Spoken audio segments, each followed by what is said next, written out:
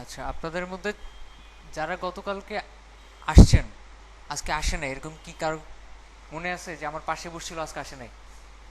আপনার ফ্রেন্ড আসে নাই, আসতেছে। এরপর মানে আপনাদের পাশে বসছিল গতকালকে, আজকে আসে নাই, এমন কেউ আছে? দুইজন আসতেছে। ওকে। আর নতুন যে দুজন অ্যাডমিশন নিছেন, আপনাদের কি ল্যাপটপ আছে বাসায়? আপনার আছে? আর কালকে থেকে নিয়ে আসেন, নেক্সট ক্লাস থেকে।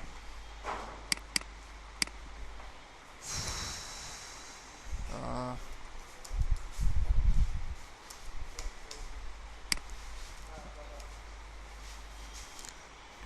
এই যে একটা ফাইল তৈরি করবো আমরা। হুম হুম। না না, আমার ইমেল থেকে। তরিকুল তরিকুল নামে একটা মেল থেকে গেছে। মেল লাগবে? যেটা থেকে আমি পাঠাইছি। আচ্ছা, ওটা মেল আইডি।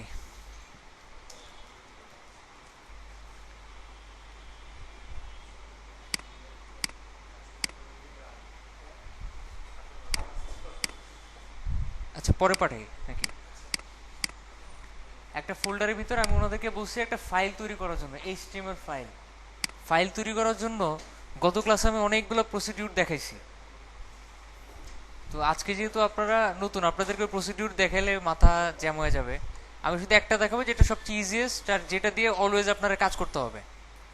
যে প্রসিডিউর দিয়ে অলওয়েজ ফাইল তৈরি করতে হবে, রাইট ক্লিক করতে হবে খালি জায়গায়, পরে নিউ থেকে টেক্সট ডকুমেন্ট, এরপরে এই টিএক্সটি ফরম্যাট সহ পুরোটা কাটবেন, কেটে এখানে কিছু একটা লিখবেন। মনে করেন আমরা, আচ্ছা, আমরা লিখবো ইন্ডেক্স, লিখে ডট দিয়ে, যেহেতু এইচটিএমএল ফাইল বানাবো সেজন্য লাস্টে লিখতে হবে এইচটিএমএল। তো লাস্টে এই জিনিসগুলো কেন লেখা লাগে দেখেন, আমরা কোনো একটা সফটওয়্যার যখন ইনস্টল করি, কোনো সফটওয়্যার যখন আমরা ইনস্টল করি, তখন দেখেন প্রত্যেকটা ফাইলে লাস্টে একটা ফরম্যাট থাকে। ডিএলএল ফরম্যাট, তারপর হচ্ছে আপনার ইএক্সি ফরম্যাট, অনেকগুলো ফরম্যাট থাকে না, এক্সটেনশন থাকে, আইসিও থাকে, আইএনআই থাকে, এগুলাকে বলা হয় এক্সটেনশন। এইচটিএমএল ফাইলে লাস্টে এক্সটেনশন কি থাকে? এইচটিএমএল থাকে। সেজন্য আমরা ফাইলের নাম দিয়ে লাস্টে ডট এইচটিএমএল লিখবো।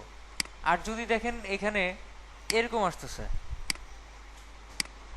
কোনো ফরম্যাট আসে না, ঠিক আছে, কিংবা আপনি সেভ করলেও ওটা ডট টিএক্সটি ফরম্যাটে সেভ হচ্ছে, এখানে লেখা আসতেছে টেক্সট ফরম্যাট। যেমন আমি যদি এখন আবার নতুন একটা ফাইল ক্রিয়েট করি, এটাকে আমি যদি ফাইল বা কিছু একটা নাম দিয়ে ডট এইচটিএমএল দেই, তখন কিন্তু এখানে টেক্সট ডকুমেন্ট শো করতেছে, তাই না? তার মানে এক্সটেনশনটা অফ করা আছে। আপনাদের দুইজনের মধ্যে যারা উইন্ডোজ 7 ইউজ করেন, তারা ভিডিওটা দেখে নেবেন, গত ক্লাসের ভিডিওটা দিয়ে দিব, ঠিক আছে? ওইখানে বলা আছে কিভাবে ওটা অ্যাক্টিভেট করতে হয়। আর যারা উইন্ডোজ 8, এখান থেকে জাস্ট ফাইল এক্সটেনশনটা অন করে নেবেন, তাহলে এই যে লাস্টে মেইন যে এক্সটেনশনটা এটা শো করবে। এখন দেখেন ফাইল ডট এইচটিএমএল নামে সেভ করেন, এখন দেখেন ফায়ারফক্স এইচটিএমএল ডকুমেন্ট সেভ হচ্ছে। ওকে, এইভাবে একটা ফাইল বানাইতে হবে, এইচটিএমএল ফাইল। এরপরে রাইট ক্লিক করে একটা সফটওয়্যার আমাদের ইনস্টল করে নিতে হবে, নাম হচ্ছে নোটপ্যাড প্লাস প্লাস। নাম কি? Notepad plus plus. এটা ওই আমি আজকে আপনাদের ক্লাসের শেষে দিয়ে দিব, এটা ক্লাসের সাথে সফটওয়্যারটা দিয়ে দিব ইনস্টল করার জন্য। আর গত ক্লাসে দেখাইছি এটা কোত্থেকে ডাউনলোড করতে হয়। ওকে, এটা দিয়ে ওপেন করবেন।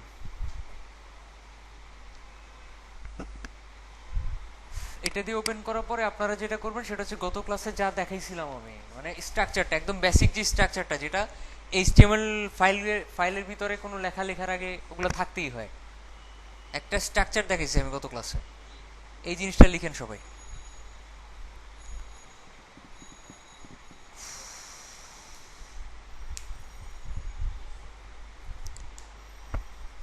আপনাদের মধ্যে যিনি সবচেয়ে উইক, মানে পারে না, ওনাকে করতে দেন, বাকি দুজন হেল্প করেন।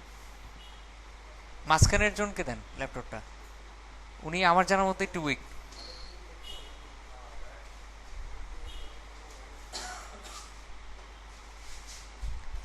আর ল্যাপটপ কম তো, ল্যাপটপ নেক্সট উইকে বোধহয় আরো 8টা বা 9টা ইম্পোর্ট হবে।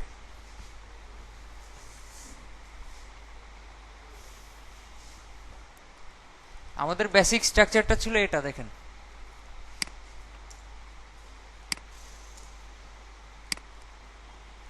এই ছিল আমাদের বেসিক স্ট্রাকচার।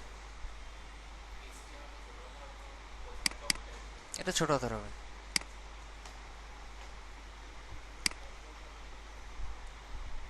আমরা গত ক্লাসে দেখছিলাম এইচটিএমএল ফাইল তৈরি করার, আচ্ছা এখানে এইচটিএমএলটা বাদ দিয়ে দিচ্ছি আমি। একটা এইচটিএমএল ফাইলে কিছু না লিখলেও কাজ করে, আমি সামথিং লিখে সেভ দিলেও কিন্তু কাজ করবে, শো করবে জিনিসটা। কিন্তু একটা স্ট্যান্ডার্ড এইচটিএমএল ফাইলের মধ্যে এই স্ট্রাকচারটা থাকে, না থাকলে সমস্যা হয়। প্রত্যেকটা জিনিসের একটা স্ট্যান্ডার্ড আছে, তাই না? আপনাদের পকেটে সাপোজ 10 টাকা আছে, এখন 10 টাকার মধ্যে যে জিনিসটা স্ট্যান্ডার্ড ওইটাই তো আপনি ইউজ করবেন, তাই না? এইচটিএমএল আমরা ইউজ করতেছি, এটা কোনভাবে লিখলে সবচেয়ে স্ট্যান্ডার্ড হয়, কেউ যাতে বলতে না পারে যে আপনি এখানে ভুল করছেন। আপনি কখনো কোনো একটা ডিজাইনারের সামনে ডিজাইন করতেছেন, ওয়ার্ল্ড ক্লাস লেভেলের একজন ডিজাইনার, তার সামনে যখন ডিজাইন করবেন, সে যাতে বলতে না পারে যে আপনি এখানে এই জিনিসটা দেওয়ার দরকার ছিল, আপনি দেন নাই। সেজন্য আমরা স্ট্যান্ডার্ড ফরম্যাটেই করব। অলওয়েজ চিন্তা করব কোন জিনিসটা স্ট্যান্ডার্ড, কোনভাবে করলে আমার ডিজাইনটা পারফেক্ট হবে, ওইভাবে করব। সেজন্য এই স্ট্রাকচারটা লিখতেই হবে, এটা ছাড়া কোনো উপায় নাই। ফার্স্টে ডক টাইপ এইচটিএমএল লিখতে হবে, এরপরে এইচটিএমএল শুরু করে এইচটিএমএল শেষ করতে হবে। আমি একদম প্রথম থেকে করে দেখাই, যারা নতুন তারা একটু দেখেন। প্রথমে বড় হাতে ডক টাইপ লিখতে হয়, এরপরে এইচটিএমএলটা ছোট হাতে লিখতে হয়, শেষ। এটা দিয়ে আমরা বুঝালাম এটা একটা ডকুমেন্ট টাইপ এইচটিএমএল ফাইল। এটার উপকারিতা কি? এটার উপকারিতা হলো সব ব্রাউজার এটাকে ধরে নিবে এটা একটা এইচটিএমএল ফাইল। এটা যদি না লিখেন, আপনি যত ট্যাগই লিখেন, অনেক ব্রাউজার এটাকে বুঝতে পারবেন না এটা কি এইচটিএমএল ফাইল না অন্য কোনো ফাইল। কারণ HTML 3, 4, 5 সবগুলোতেই নির্দিষ্ট কিছু কোড ছিল এখানে। যেমন HTML 4 এ ছিল এরকম, এখানে একটা নির্দিষ্ট কোড ছিল ব্রাউজারকে বোঝানোর জন্য, যেটা HTML ফাইল, ঠিক আছে? এই টাইপের।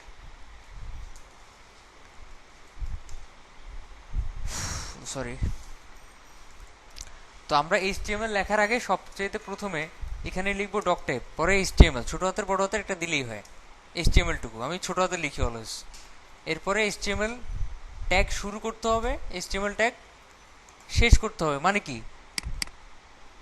কি বুঝলেন? এই কথাটা দিয়ে এটাই বোঝা যায় যে এই জিনিসটা একটা ট্যাগ। ট্যাগ লেখার সিস্টেম কি? ফার্স্টে লেস দেন দিতে হয়, পরে গ্রেটার দেন দিতে হয়, আর তারপরে বসে HTML শেষ করতে হয়। তার মানে কি সেম জিনিস লিখছি, জাস্ট একটা স্ল্যাশ সহ।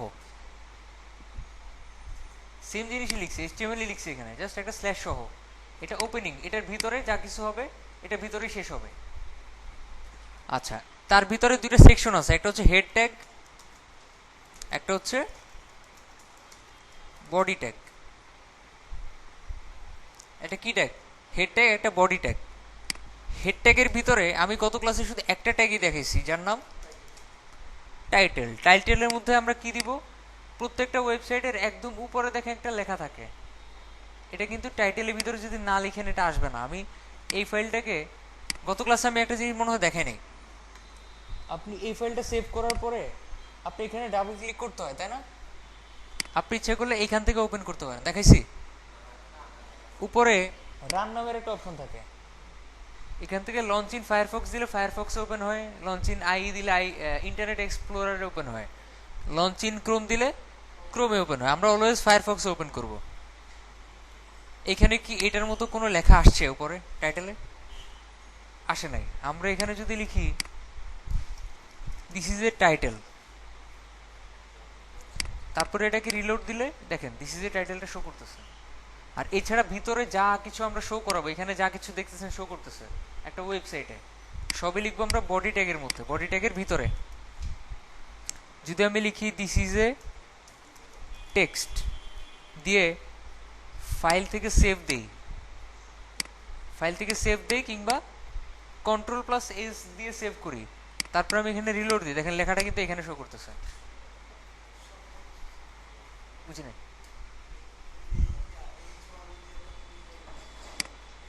ওটা তো ট্যাগ, ওটা হচ্ছে এটাকে বড় করার জন্য, ছোট করার জন্য। নর্মাল লেখা লেখার জন্য তো কোনো ট্যাগ ইউজ করার দরকার নেই। এখন এই লেখাটাকে বড় ছোট করার জন্য, এদিক ওদিক করার জন্য, বাঁকা করার জন্য, উল্টানোর জন্য অনেক ট্যাগ আছে, এটাকে কালার করার জন্য অনেক কিছু আছে। কিন্তু এটা আসলে নর্মালি একটা টেক্সট, এটাকে আমরা অন্যরকম ভাবে শো করানোর জন্য আমরা অনেকগুলো ট্যাগ ইউজ করি। কিরকম দেখেন, আমরা দিস ইজ এ টেক্সট এতটুকু লিখছেন সবাই, এই স্ট্রাকচারটা লিখছেন, বডি পর্যন্ত, বডির ভিতর পর্যন্ত লিখছেন সবাই, লিখে শেষ করেন।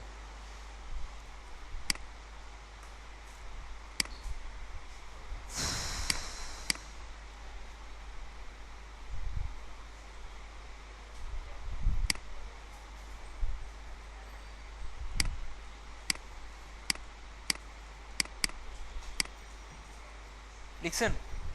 আপনি লেখেন নাই? কই আপনার বডি, কই বডি শেষ করছেন কই আপনি? বডির ভিতরে হবে এই জিনিসগুলো, কিন্তু বডির বাইরে লিখছেন।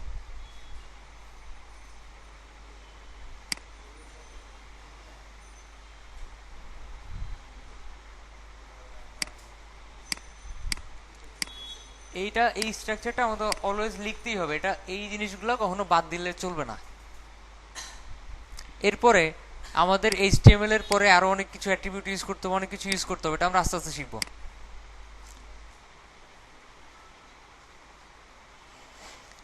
আর আরেকটা কথা, গত ক্লাসে আমি এই টাইপিং এর একটা স্টাইল দেখাইছিলাম, আজকেও দেখতেছি সবাই আগের মতো করে টাইপ করতেছেন।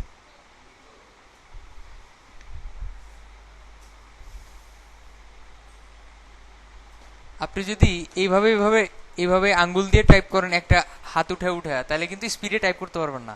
আমি এই জিনিসটা টাইপ করার জন্য আমার কিন্তু হাত অলরেডি সেট হয়ে থাকে, হাত কিন্তু সেট হয়ে থাকে, এইভাবে ডক্টর এইচটিএমএল লিখতে হয়, তারপর এইভাবে এইচটিএমএল লিখে এইভাবে শেষ করতে হয়। আমি যদি দেখে দেখে করি, আমি কিন্তু জানি কোথায় কোনটা আছে, বাট এত স্পিডে লিখতে পারবো না। আমার একটা স্টুডেন্ট, যে ছেলে এত স্পিডে টাইপ করতে পারে, কিন্তু সে একটা ওয়েব পেজ, সিঙ্গেল একটা ওয়েব পেজ ডিজাইন করতে লাগে তার 3 দিন। এখন চিন্তা করেন, তার হাতে যদি স্পিড না থাকতো তাহলে কদিন লাগতো? তো বলতেছে ভাইয়া আপনার তো দেখলাম আমাদের একটা ক্লাসের মধ্যে একটা ডিজাইন শেষ করে দেন। ঠিক আছে, আমি তো 3 দিন লাগছে, হাতে স্পিডটা স্পিড তো আমার ঠিকই আছে, কিন্তু কি হয় এত টাইম লাগে কেমনে?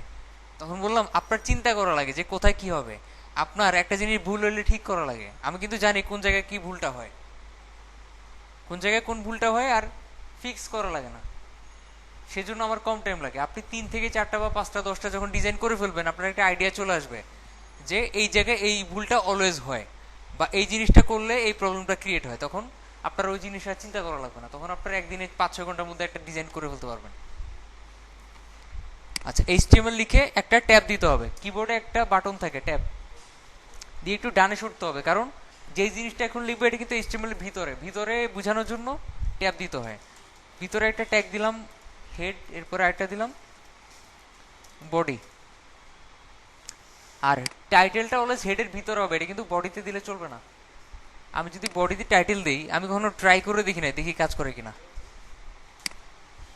সামথিং কাজ করলে তো ভালো, হ্যাঁ কাজ করে, ঠিক আছে। এই ট্যাগটা বডির ভিতরে দিলেও কাজ করে, কিন্তু আমরা তো এই বডির ভিতরে দিব না, দিব দিব না, এটা কিন্তু ভুলও ধরতেছে না, এটা কিন্তু পেজ সোর্সে গেলেও বলতেছে এটা সঠিক, বাট আমরা কিন্তু এটা অলওয়েজ কোথায় দিব? হেডে। আচ্ছা, এখন যারা আগে থেকে এইচটিএমএল পারেন তারা একটু আমাকে বলেন, এই যে ট্যাগটা, এটা বডিতে দিলে কি কোথাও ভুল ছিল? কোনো ভুল ছিল? বডিতে দিলে কি এটা আমি রং প্রসিডিউরে আগাইছি? না,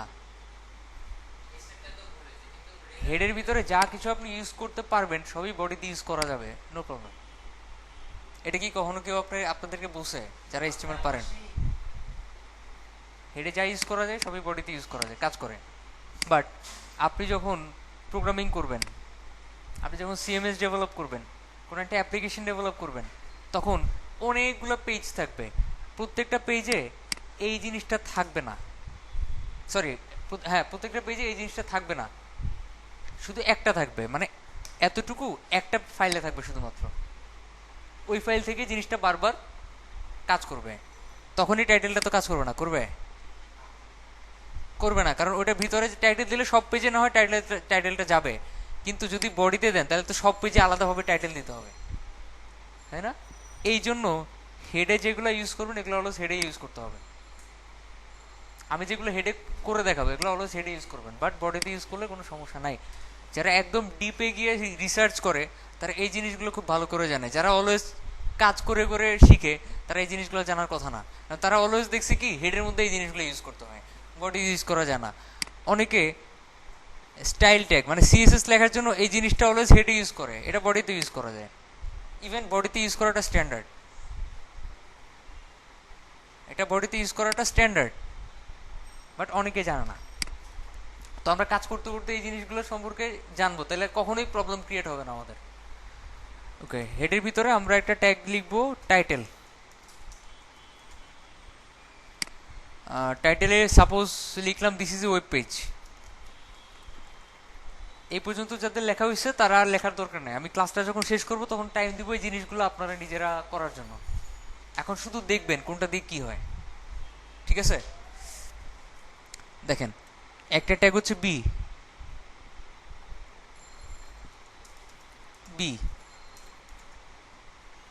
এটার ভিতরে আমি যদি কিছু একটা লিখি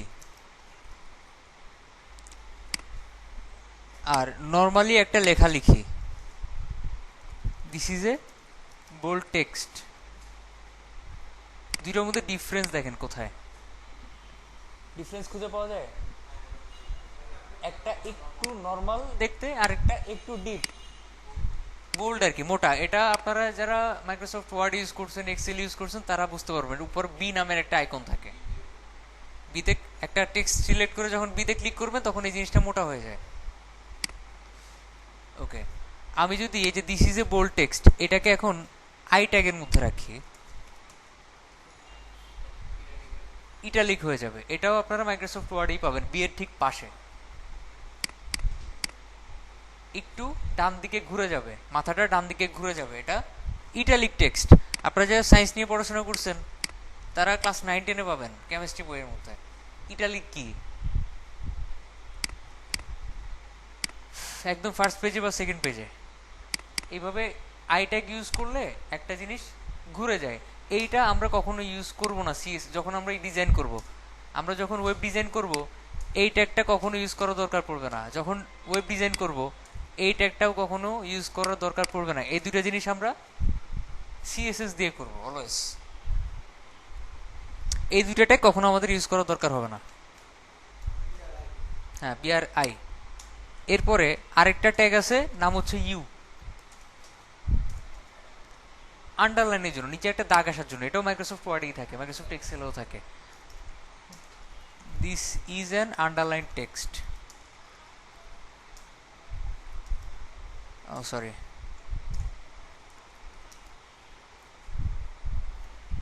ঠিক আছে।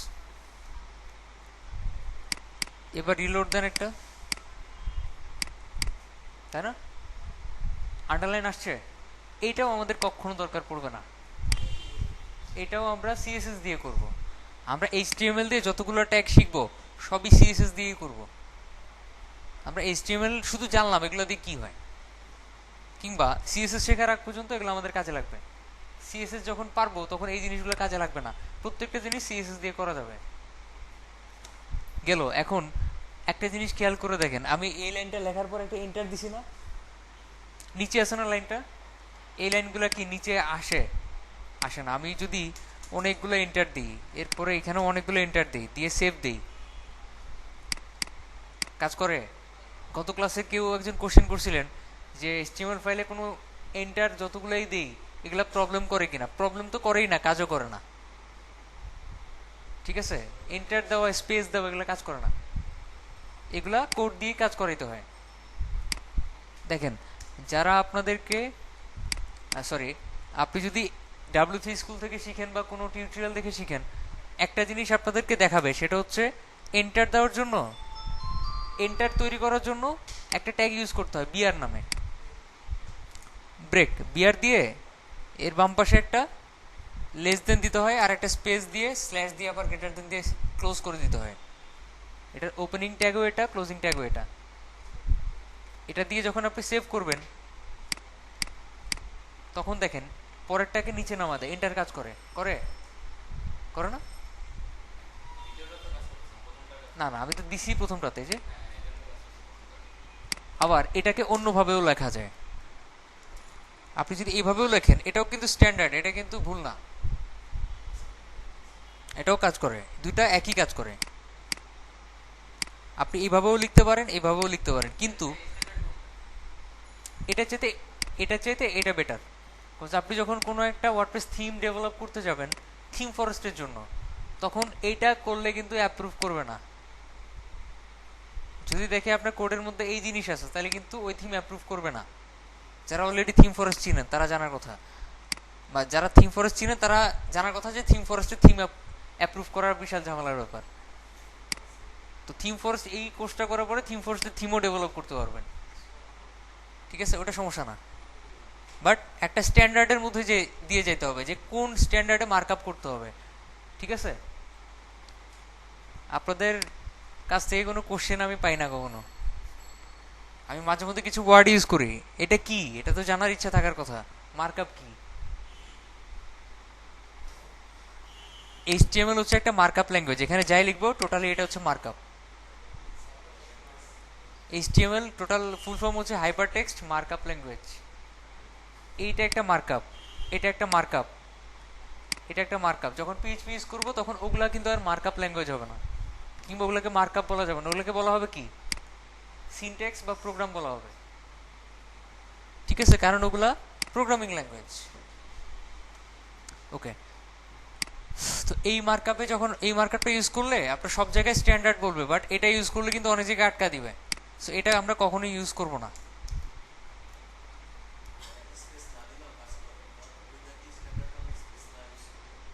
স্পেসটা দেওয়া উচিত, হ্যাঁ হ্যাঁ, এটা স্পেস দিতে হবে, এটা এটা স্পেস না দিলেও কাজ করে, বাট স্পেসটা দিতে হবে আমাদের, ঠিক আছে। অলওয়েজ বিআর ব্রেকটা এইভাবে কাজ করাবেন। আর যারা খুব ভালো প্রোগ্রামার তাদের মধ্যে একজনের সাথে আমার কথা হয়েছিল, উনি এটা মানতে নারাজ, বিআর ইউজ করতে হয় অলওয়েজ। উনিও তো প্রোগ্রামিং করে, আমিও তো করি, ঠিক আছে। উনি যেটা বললো সেটা হচ্ছে যদি এই সবগুলোকে একটা ট্যাগের মধ্যে রাখা যায় প্রি, তাহলে আবার এন্টার কাজ করবে। তো এটা যারা স্পেশালি পিএইচপি নিয়ে কাজ করে তারা জানে, আসে নিচে নিচে আসে, বাট প্রবলেম কোথায় হয়েছে দেখছেন, ইভেন আপনি যদি এটাকে ডানে নিয়ে আসেন অনেকগুলো স্পেস দেন, নর্মালি কিন্তু কাজ করে না, করে কিন্তু প্রিয়ের ভিতর নিলে কিন্তু কাজ করবে। বাট এটা কি নর্মাল শো করতেছে, করতেছে না, এটা করতেছে কেমন বলেন তো, এটা করতেছে আপনার নোটপ্যাড দিয়ে সেভ করে ওপেন করলে যেমন হয় সেরকম শো করতেছে। সো প্রি দিয়েও কাজ করে, বাট প্রি আমরা ইউজ করবো যখন পিএইচপিতে কাজ করব তখন, নর্মালি প্রি দিয়ে এইসব কাজ করবো না। প্রি আমাদের কখনো লাগবে না, ওটা পিএইচপিতে কাজ করতে গেলে লাগে, যখন একটা বিশাল কোড লেখার পরে স্ট্রাকচারটা সাজানোর দরকার হয় তখন। আচ্ছা, আই বি ইউ এই তিনটা তো ক্লিয়ার, এক একটা ট্যাগের এক একটা কাজ।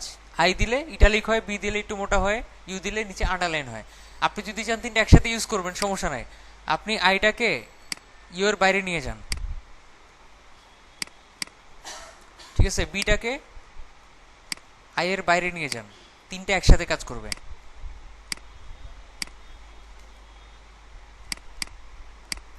লাস্টেরটা দেখেন আন্ডারলাইনও আসছে, বোল্ড হয়েছে, বাট একটু ইটালিক হয়েছে, কিন্তু এখানে একটা প্রবলেম আছে, এটা কিন্তু মেইন সিরিয়াল না, এটা কিন্তু অরিজিনাল সিরিয়াল না, একটা সিকুয়েল থাকে তো যে এটা আগে হবে এটা পরে হবে।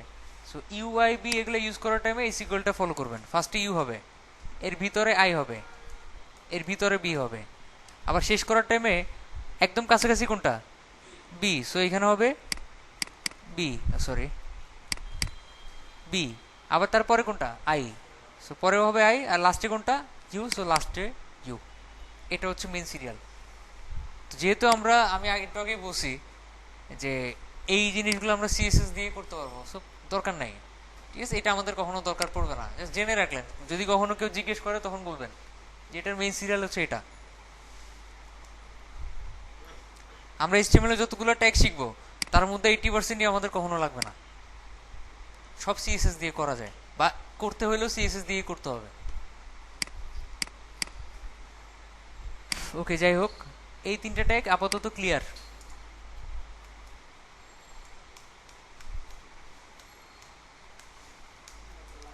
এরপরে আরেকটা ট্যাগ দেখাই, P. This is a paragraph text.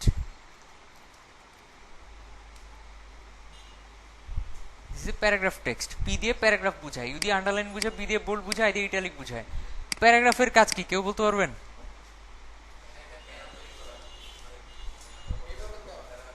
আচ্ছা, পি ট্যাগ ইউজ করলে প্রবলেম কি কি তৈরি হয় আর সুবিধা কি কি হয়? প্রবলেম না, আচ্ছা কি হয় মেইনলি, চেঞ্জ কোথায় হয়? হ্যাঁ, না এটা আসলে ইউজ, আমি বলতেছি চেঞ্জ কোথায় হয়। এটার জন্য তো আমরা ইউজ করবো, কজ দেখতেই তো লাগতেছে এটা প্যারাগ্রাফের জন্য, তাই না? এটা করলে অন্যান্য টেক্সটের চাইতে এটা ডিফারেন্সটা কোথায় থাকে জানো না? আচ্ছা, উনি একটা লজিক দিছে যে পরের লাইনে আসে, দেখেন এখানে আমি বিয়ার দেওয়ার না দেওয়ার পরেও নিচে আসছে, তাই না? তো এটা নিচের লাইনে চলে আসবে, এটা একটা সুবিধা। আরেকটা সুবিধা কি, বা আরেকটা চেঞ্জ কি, যেটা বিয়ার বিয়ার দিলেও ওই রকম হয় না। এটা তো নিচে আসছে ঠিকই, বিয়ারের কাজ করছে, আসলে কিন্তু বিয়ারের কাজ করে নাই, না বোল্ড হয় নাই।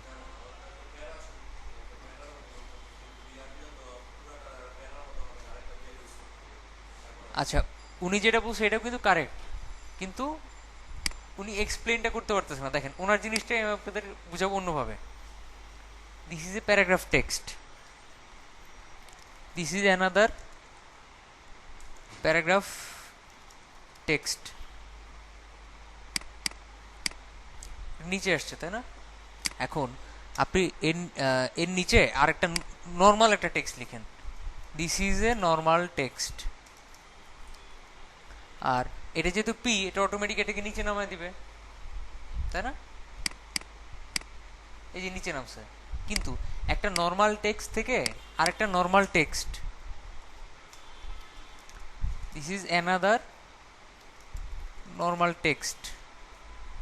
এই যে বিআর দিলে ডিফারেন্সটা কোথায় হয় দেখেন, এইখানে মাঝখানে যে গ্যাপটা আর এই গ্যাপটা দুটো কি একই? একই? একই না, নিচে নামতেছে ঠিকই, কিন্তু উপরে নিচে একটা গ্যাপ ক্রিয়েট করতেছে। একটা পি যখন তৈরি হয় তখন ওর বামে কিছু থাকলে ও নিচে চলে আসে, ওর ডানে কিছু থাকলে ওটাকে নিচে পাঠায় দেয়। মেন কথা, আমার বামেও কিছু থাকবে না, আমার ডানেও কিছু থাকবে না, আমি ইন্ডিভিজুয়াল থাকবো। এটা চল পি এর লজিক। আর আরেকটা চেঞ্জ হয়, উপরে আর নিচে দুই পাশেই দুইটা খালি স্পেস থাকে। ঠিক আছে, ওকে। তো নর্মাল টেক্সটের সাথে পি এর ডিফারেন্স বুঝছেন? বিআর দিলেও কিন্তু পি এর মতো হয় না। আচ্ছা, ক্লাসে যারা কিছু বুঝেন না আমাকে ডিরেক্টলি কোশ্চেন করবেন, this is not a class. আমি গত ক্লাসেও বলছি, এটা আমাদের কোনো স্কুল কলেজের কোচিং সেন্টারের ক্লাস চলতেছে না। মনে করেন আড্ডা দিতেছি, এখানে কিছু একটা আমি দেখাইতেছি, আপনার যদি কোনো কিছু বুঝতে সমস্যা হয় সেক্ষেত্রে তো কোশ্চেন করবেন, ঠিক আছে, কিন্তু মনে করেন যে আপনার আজকে ক্লাস করতে ইচ্ছা করতেছে না, ওটাও বলবেন যে আজকে ক্লাস করতে ইচ্ছা করতেছে না। আপনি বাসায় গিয়ে কিছু একটা বুঝতেছেন না, যদি দেখেন আমি ফোন পিক করতেছি না, কোনো কাজে ব্যস্ত, ক্লাস নিচ্ছি, অফিসে চলে আসেন, আমি দুপুরের পর থেকে রাত পর্যন্ত অফিসেই থাকি, ঠিক আছে, সমস্যা নাই। আপনি ফ্রিল্যান্সিং করার জন্য আপনার স্কিলটা একদম পারফেক্টলি ডেভেলপ করার জন্য যা যা দরকার আপনার মনে হচ্ছে এটা আমার পাওয়া উচিত, আমি দিব, সমস্যা নেই, বাট আমাকে ইনফর্ম করতে হবে এই জিনিসটা আমার দরকার। ঠিক আছে, এটা শুধু আপনাদেরকে বলতেছি না, আপনাদের আগে যে 5টা ব্যাচ ক্লাস চলতেছে প্রত্যেকে সেম কাজ করে। কোনো প্রবলেম হলে ডিরেক্টলি অফিসে চলে আসে। আপনারা ঢুকার টাইমে একটা ছেলেকে দেখছেন বসে আছে ছোটখাটো, ছেলে কিন্তু প্রবলেম নিয়েই আসছে, সোফায় বসে পরে প্রবলেম ঠিক করে দিছি। তো ফ্রিল্যান্সিং করতে আসছেন, মনে করবেন এটা একটা আড্ডা ঘর, এখানে আমরা আড্ডা দিতেছি, কিছু একটা শিখতেছি, কোনো একটা ক্লাস করতেছি, এটা মাইন্ডে রাখার দরকার নেই।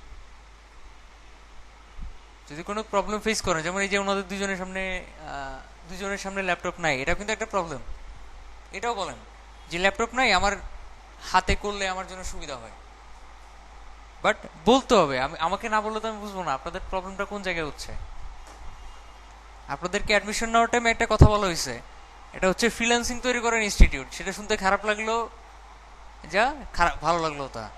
ফ্রিল্যান্সিং তৈরি করার ইনস্টিটিউট, এখানে স্কিলটা আমি যতটুকু দিব আপনাদের ততটুকুই থাকবে, এর বাইরে কিন্তু থাকবে না। বাইরে থাকবে কখন? ঘাটাঘাটি করলে। কিন্তু আলটিমেটলি কিন্তু আপনাকে ফ্রিল্যান্সার হইতে হবে, ফ্রিল্যান্সিং করতে হবে। এটা হচ্ছে আপনার মেইন টার্গেট। আপনি যদি স্কুল কলেজের মতো মনে করেন যে না আজকে ক্লাস না করলেও চলবে, ঠিক আছে, আজকে ক্লাস না করলেও চলবে, ভিডিও তো দিতেছে, তাহলে তো সে ক্লাসই মনে করলেন আপনি। আর আমি আজকের ক্লাসে যা দেখাচ্ছি, এটা যদি আজকে কেউ না আসে, অনেকেই আসে না আজকে, তারা কিন্তু নেক্সট ক্লাসে আসলে এই জিনিসগুলো বুঝবে না। বুঝবে? বুঝবে না। তখন কি করবে? তখন ভিডিও নিয়ে যাবে, এটা স্বাভাবিক ব্যাপার। ভিডিও কিন্তু দেখার মতো ধৈর্য খুব কম মানুষের থাকে। আপনি ইউটিউবে হাজার হাজার লাখ লাখ ভিডিও পাবেন, ওগুলা থেকেও শেখা যায়, কিন্তু ওই ধৈর্য কিন্তু খুব কম মানুষের আছে। সেজন্যই কিন্তু আমি লাইভ দেখাচ্ছি, নইলে কিন্তু আমি ভিডিও তৈরি করে দিয়ে দিতাম, এটা দেখেন আপনি, তাই না? ক্লাসে আসার এনভায়রনমেন্ট একরকম, ভিডিও দেখে কিন্তু অত কিছু পাওয়া যায় না। হয়তো আমাকে কোশ্চেন করতে পারবেন, আমি সলভও করে দিতে পারবো, কিন্তু যে একটা মনোযোগ কাজ করতেছে এটা কিন্তু থাকবে না। থাকবে? থাকবে না। ওকে, তো কয়টা ট্যাগ দেখলাম? IBUP, 4টা। ও আচ্ছা আচ্ছা, রাইট, বিয়ার।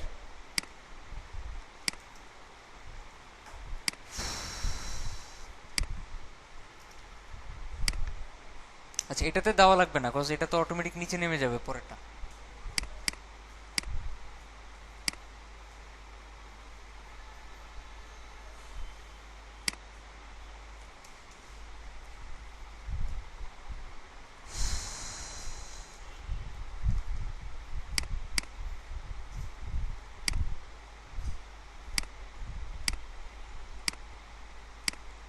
ঠিক আছে, এই হচ্ছে 4টা ট্যাগ।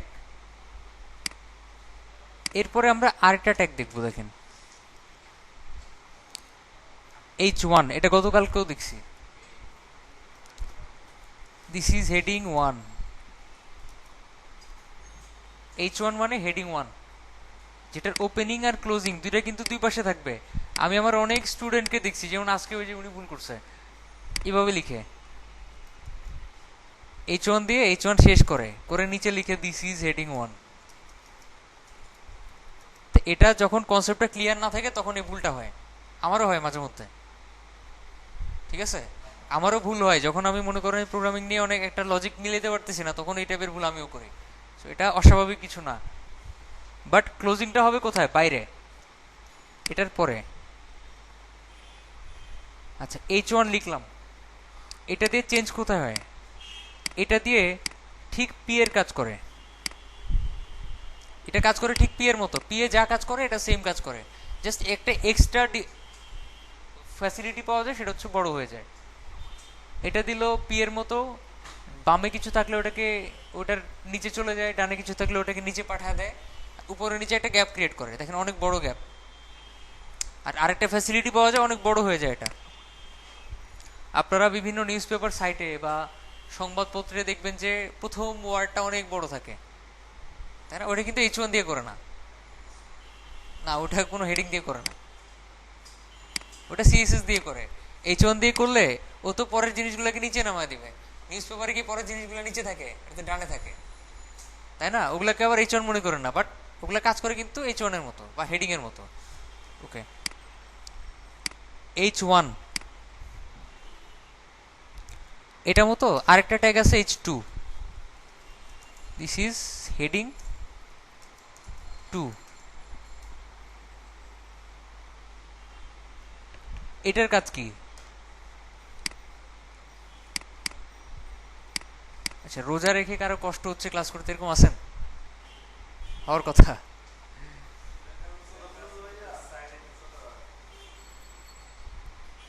হ্যাঁ, এটা একটু ছোট হয় আর কি, H2 ইউজ করলে একটু ছোট হয়। রোজা রেখে যদি কারো কষ্ট হয়, কিছু করার নাই, ক্লাস করতে হবে। This is heading 2। এটা দিলে কি হয়, সেম কাজই করে, জাস্ট একটু ছোট হয়, সাইজটা একটু ছোট। হুম হুম। এটা এই H2 এর কাজই ছোট করা। ছোট করা না, H2 এর সাইজই এটা, H1 এর সাইজ এটা। H1 লিখলে এই সাইজের হয়, H2 লিখলে এই সাইজের হয়।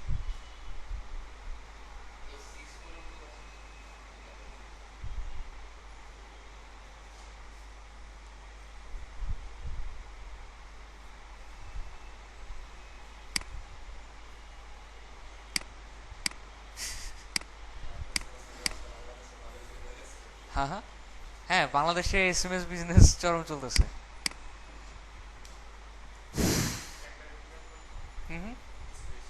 হ্যাঁ, H2 এর কাজও সেম পি এর মতো। ও নিচে নেমে যাবে, আর উপরে নিচে গ্যাপ হবে, প্লাস সাইজটা হবে এটা, এই সাইজের হবে অলওয়েজ। H2 ইউজ করলে অলওয়েজ এই সাইজের হবে।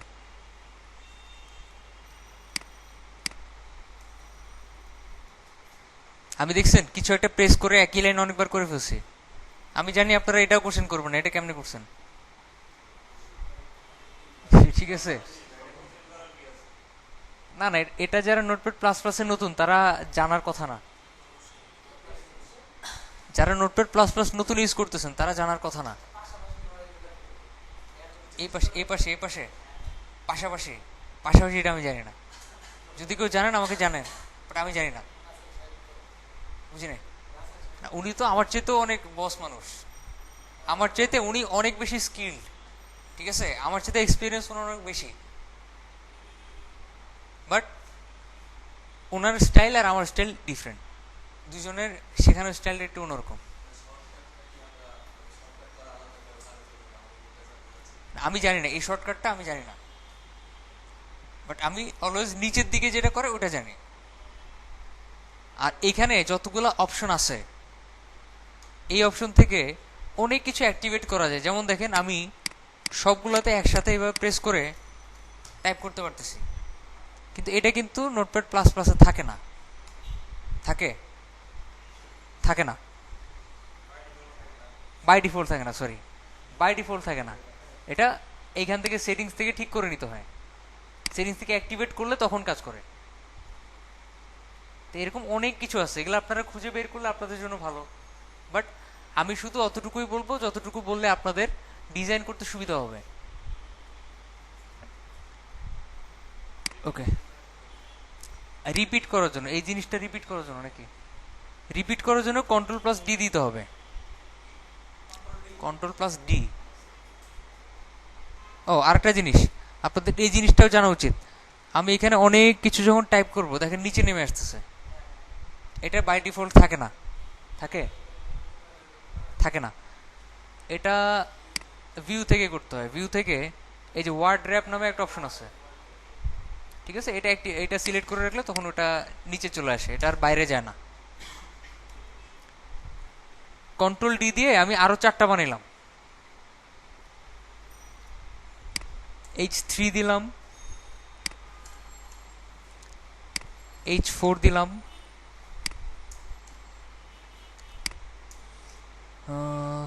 H5 দিলাম। টোটাল 6টা হেডিং, টোটাল 6টা, এই 6টার বাইরে নাই। ঠিক আছে, এই 6টা বাইরে নাই। এগুলোর কাজ কি?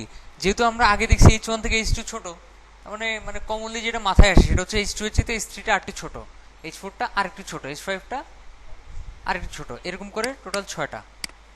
দেখেন, টোটাল 6টা হেডিং। হ্যাঁ, ব্যাকে যাবো এখানে। না না না, এগুলো নাই 6 পর্যন্ত।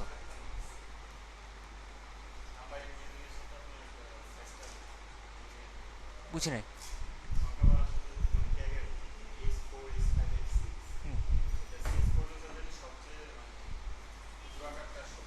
হ্যাঁ, H6 হচ্ছে সবচেয়ে ছোটটা। আচ্ছা, যারা প্রোগ্রামার আছেন তারা একটু বলেন তো, এখানে আমি H7 দিয়ে কাজ করাইতে পারবো? এখন এখন এখন এখন যাবে? আমি এখানে যদি 7 দিই কাজ করবে? আমি কি কাজ করে দিতে পারবো কিনা কোনো না কোনো ভাবে? আর একটু ছোট হবে, যাবে? হ্যাঁ, এই 7 দিলে আরো ছোট হবে, এরকম কিছু করা যাবে? যাবে। দুনিয়াতে সবই করা যায়, ঠিক আছে? দুনিয়াতে সবই করা যায়। এটা পিএইচপি দিয়ে এই জিনিসটাকে আগে তৈরি করে নিতে হবে, নিজে নিজে তৈরি করবেন একটা, ওটার একটা সাইজ দিবেন, তখন এইটা একটা ইউজ করলে কাজ করবে।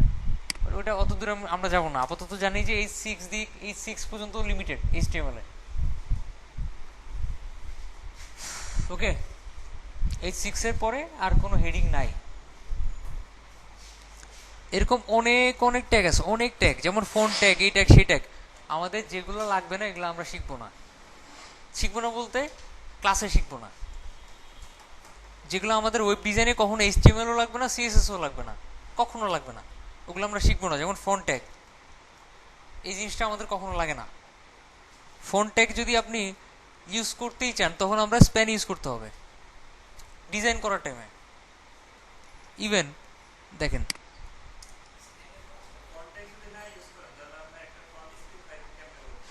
একটা ফোন,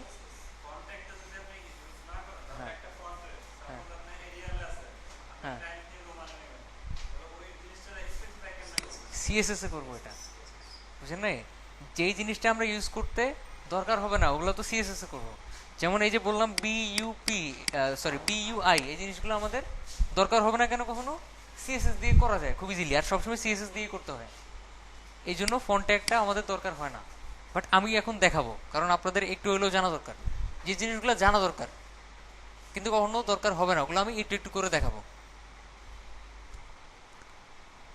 সাপোজ কি বলো এটাকে, ফন্ট, এটাই দেখাই। দিস ইজ এ ফন্ট, দেখছেন? এখানে যদি আমি স্প্যান ইউজ করি,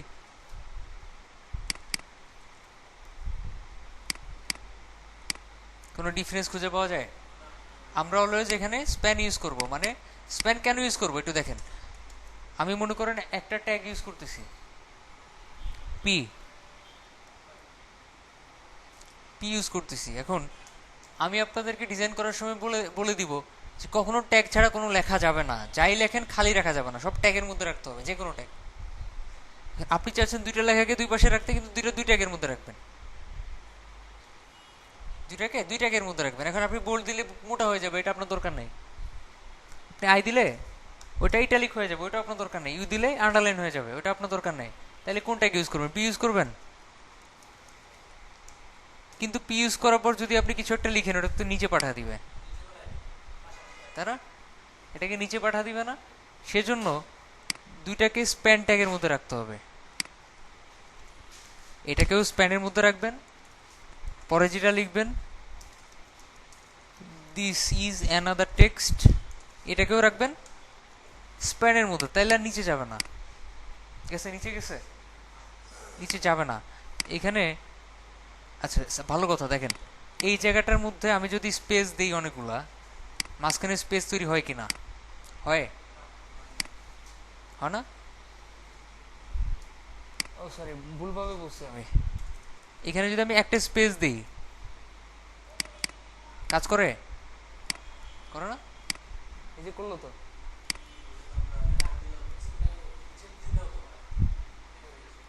না, আমি আপনাদের ওইটাই বললাম, এখানে একটা স্পেস দিলে একটা স্পেস আসে না, ওইভাবে থাকবে।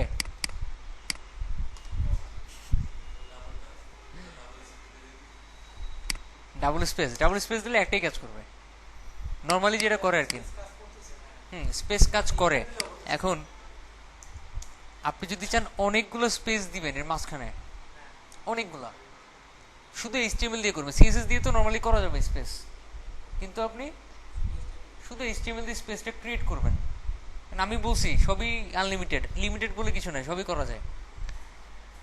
স্প্যানের মাঝখানে আপনি একটা স্পেস দিচ্ছেন আর আরেকটা কাজ করাইতে চান, তখন এই যে আরেকটা স্পেস বাড়াবেন, ওইটার জন্য একটা কোড আছে, ওইটাকে বলা হয় এনটাইটি। এনটাইটি আপনাদের নামটা মনে রাখার কোনো দরকার নেই, আমরা এখানে পুঁথিগত বিদ্যা নিতে আসি না, প্র্যাকটিক্যাল জিনিস দেখতে আসছি। এটা হচ্ছে স্পেসের কোড।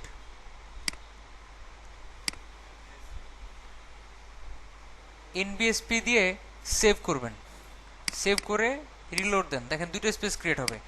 এনবিএসপি ঠিক আরেকবার দেন, আরো অনেকগুলো দেন, দেখেন অনেকগুলো স্পেস ক্রিয়েট হবে।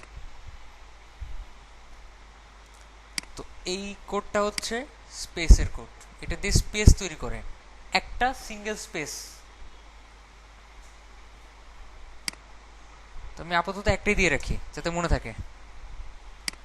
কেলো স্প্যান বুঝছেন? Span clear? এখন আমাদের অনেক অনেক ট্যাগ আছে এখানে, অনেক ট্যাগ। আমি একটু দেখি কোনটা কোনটা আপনাদের লাগবে।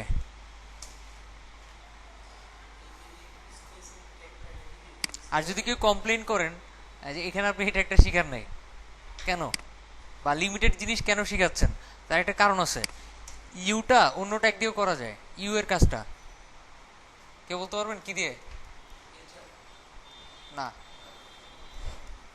আচ্ছা ইউটা আমি পরে দেখাই, আইটা দেখাই। এইখানে লেখেন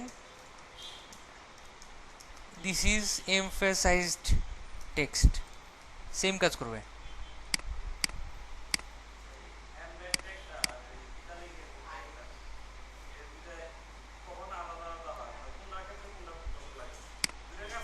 আচ্ছা দুইটা কখন আলাদা দিতে হয় এটা তো কথা।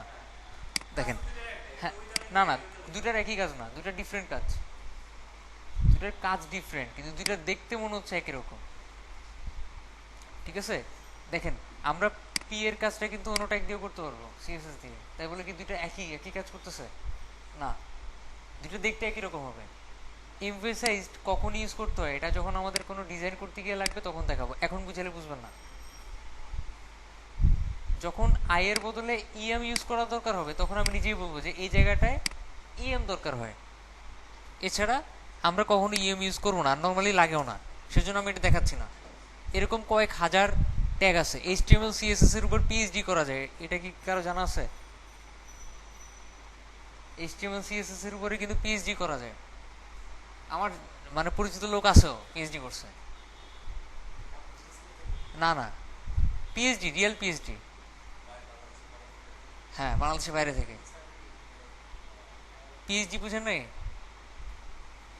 হ্যাঁ, পিএইচডি করা যায়, তার মানে কি বুঝলেন? এটা কিন্তু কয়েক হাজার ট্যাগ আছে, এটা দিয়ে অনেকভাবে রিসার্চ করা যায়, কিন্তু আমরা শুধু অতটুকুই দেখবো বা ওই পর্যন্ত শিখবো যতটুকু পর্যন্ত আমাদের স্ট্যান্ডার্ড কোডিং করার দরকার হবে,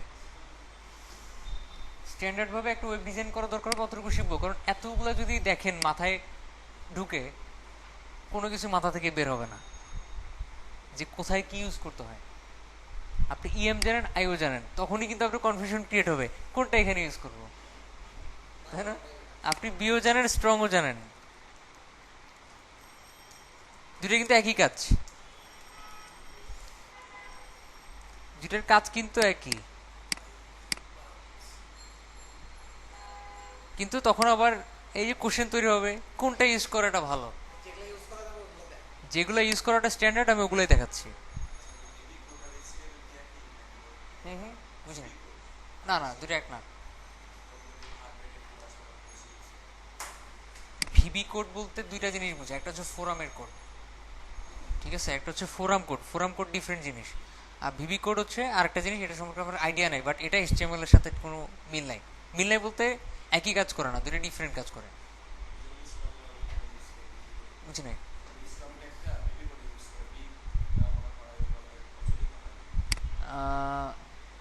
আমি আপনাকে দেখাই, এক্সএমএল যখন লিখবেন তখনও কিন্তু এভাবেই লিখতে হয়, ট্যাগগুলো এভাবেই লিখতে হয়, জাস্ট ট্যাগের নামগুলো চেঞ্জ। এখানে অপশন অপশন সরি, এখানে এক্সএমএল লিখতে হয়, এখানেও এক্সএমএল লিখতে হয়, এক্স্যাক্টলি দেখতে এইচটিএমএল এর মতো, বাট দুটো কি এইচটিএমএল না, দুটো কিন্তু ডিফারেন্ট কাজ করে, কিন্তু ট্যাগ কিন্তু দেখতে একই রকম। এরকম অনেক অনেক কোড আছে, যেমন আপনি ভিভি কোডের কথা বললেন, এটা কিন্তু দেখতে এইচটিএমএল এর মতো, আসলে এইচটিএমএল না। ওকে, স্প্যান পর্যন্ত বুঝছেন? হ্যাঁ, স্প্যান লাগবে আমাদের, এটা তো নর্মালি ইউজ করছি, এটা স্প্যানের ভিতরে ইউজ করি নাই, এটা নর্মালি এখানে দেন, এই যে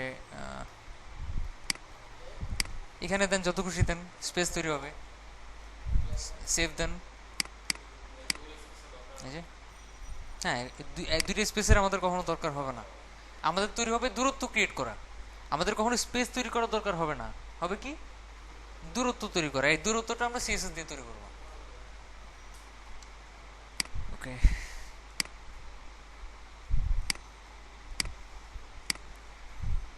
এইচটিএমএল টিউটোরিয়ালে গিয়ে আপনাদের দেখে আসার কথা ছিল, ছিল না?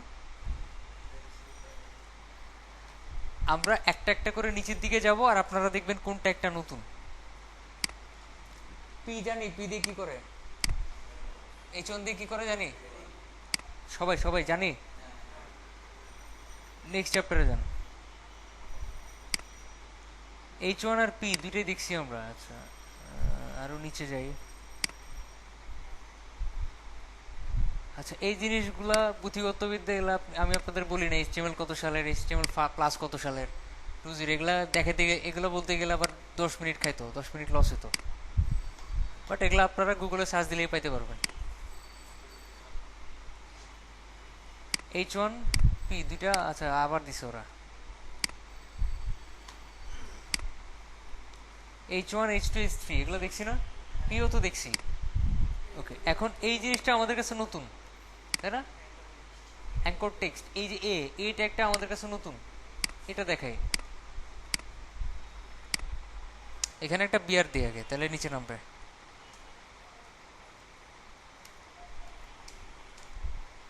এ ট্যাগ তো এইভাবে লিখতে হয়, ট্যাগ এইভাবে লিখতে হয় না? এর ভিতরে আপনি মনে করেন লিখলেন ক্লিক হেয়ার। এটা কি নর্মাল টেক্সট হবে নাকি কিছু একটা চেঞ্জ হবে? একটু দেখেন তো, কোনো কিছু চেঞ্জ হয়েছে? হয়েছে? কোথায় চেঞ্জ হয়েছে? না না না, ক্লিক হেয়ার এটা অন্যান্য টেক্সটের সাথে কোনো ডিফারেন্স আছে? আছে? কোথাও চেঞ্জ আছে? নাই, নর্মাল যেভাবে লিখে সেভাবেই হয়েছে। ওকে, এখন আমি একটু পেজ সোর্সে যাই। এইখানে দেখেন এনবিএসপি তে একটু প্রবলেম ক্রিয়েট করছে, দেখছেন? আপনি কখনোই এনবিএসপি ইউজ করবেন না। আপনি যখন কোনো একটা লোকের ডিজাইনে যাবেন, পেজ সোর্সে যাবেন, যখন দেখবেন লাল হয়ে আছে, জিনিসটা দেখতে খারাপ লাগবে। যদিও কোড ঠিক আছে, যদিও কোড কিন্তু সমস্যা নাই, আছে নাই, কিন্তু লাল হয়ে আছে।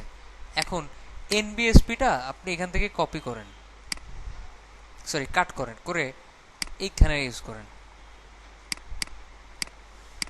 এইবার পেজ সোর্সে যান, এবার দেখেন এখনো লাল হয়ে আছে, ঠিক আছে? এবার এইগুলোর মধ্যে একটু স্পেস ক্রিয়েট করেন।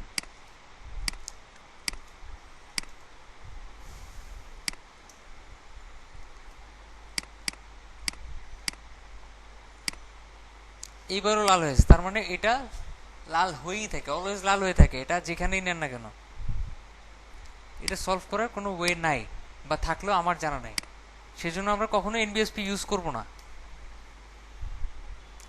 একটু আগে আমি বলছি এই জিনিস কখনো ইউজ করার দরকার পড়বে না, বিকজ ডাবল স্পেস কেউ কখনো ইউজ করে না, ঠিক আছে? এটা আমরা কখনো ইউজ করব না। আচ্ছা, ক্লিক হেয়ারে একটা এক্সট্রা জিনিস অ্যাড করে পরে এটাকে লিঙ্ক করতে হয়, কিছু এক্সট্রা দিতে হয়।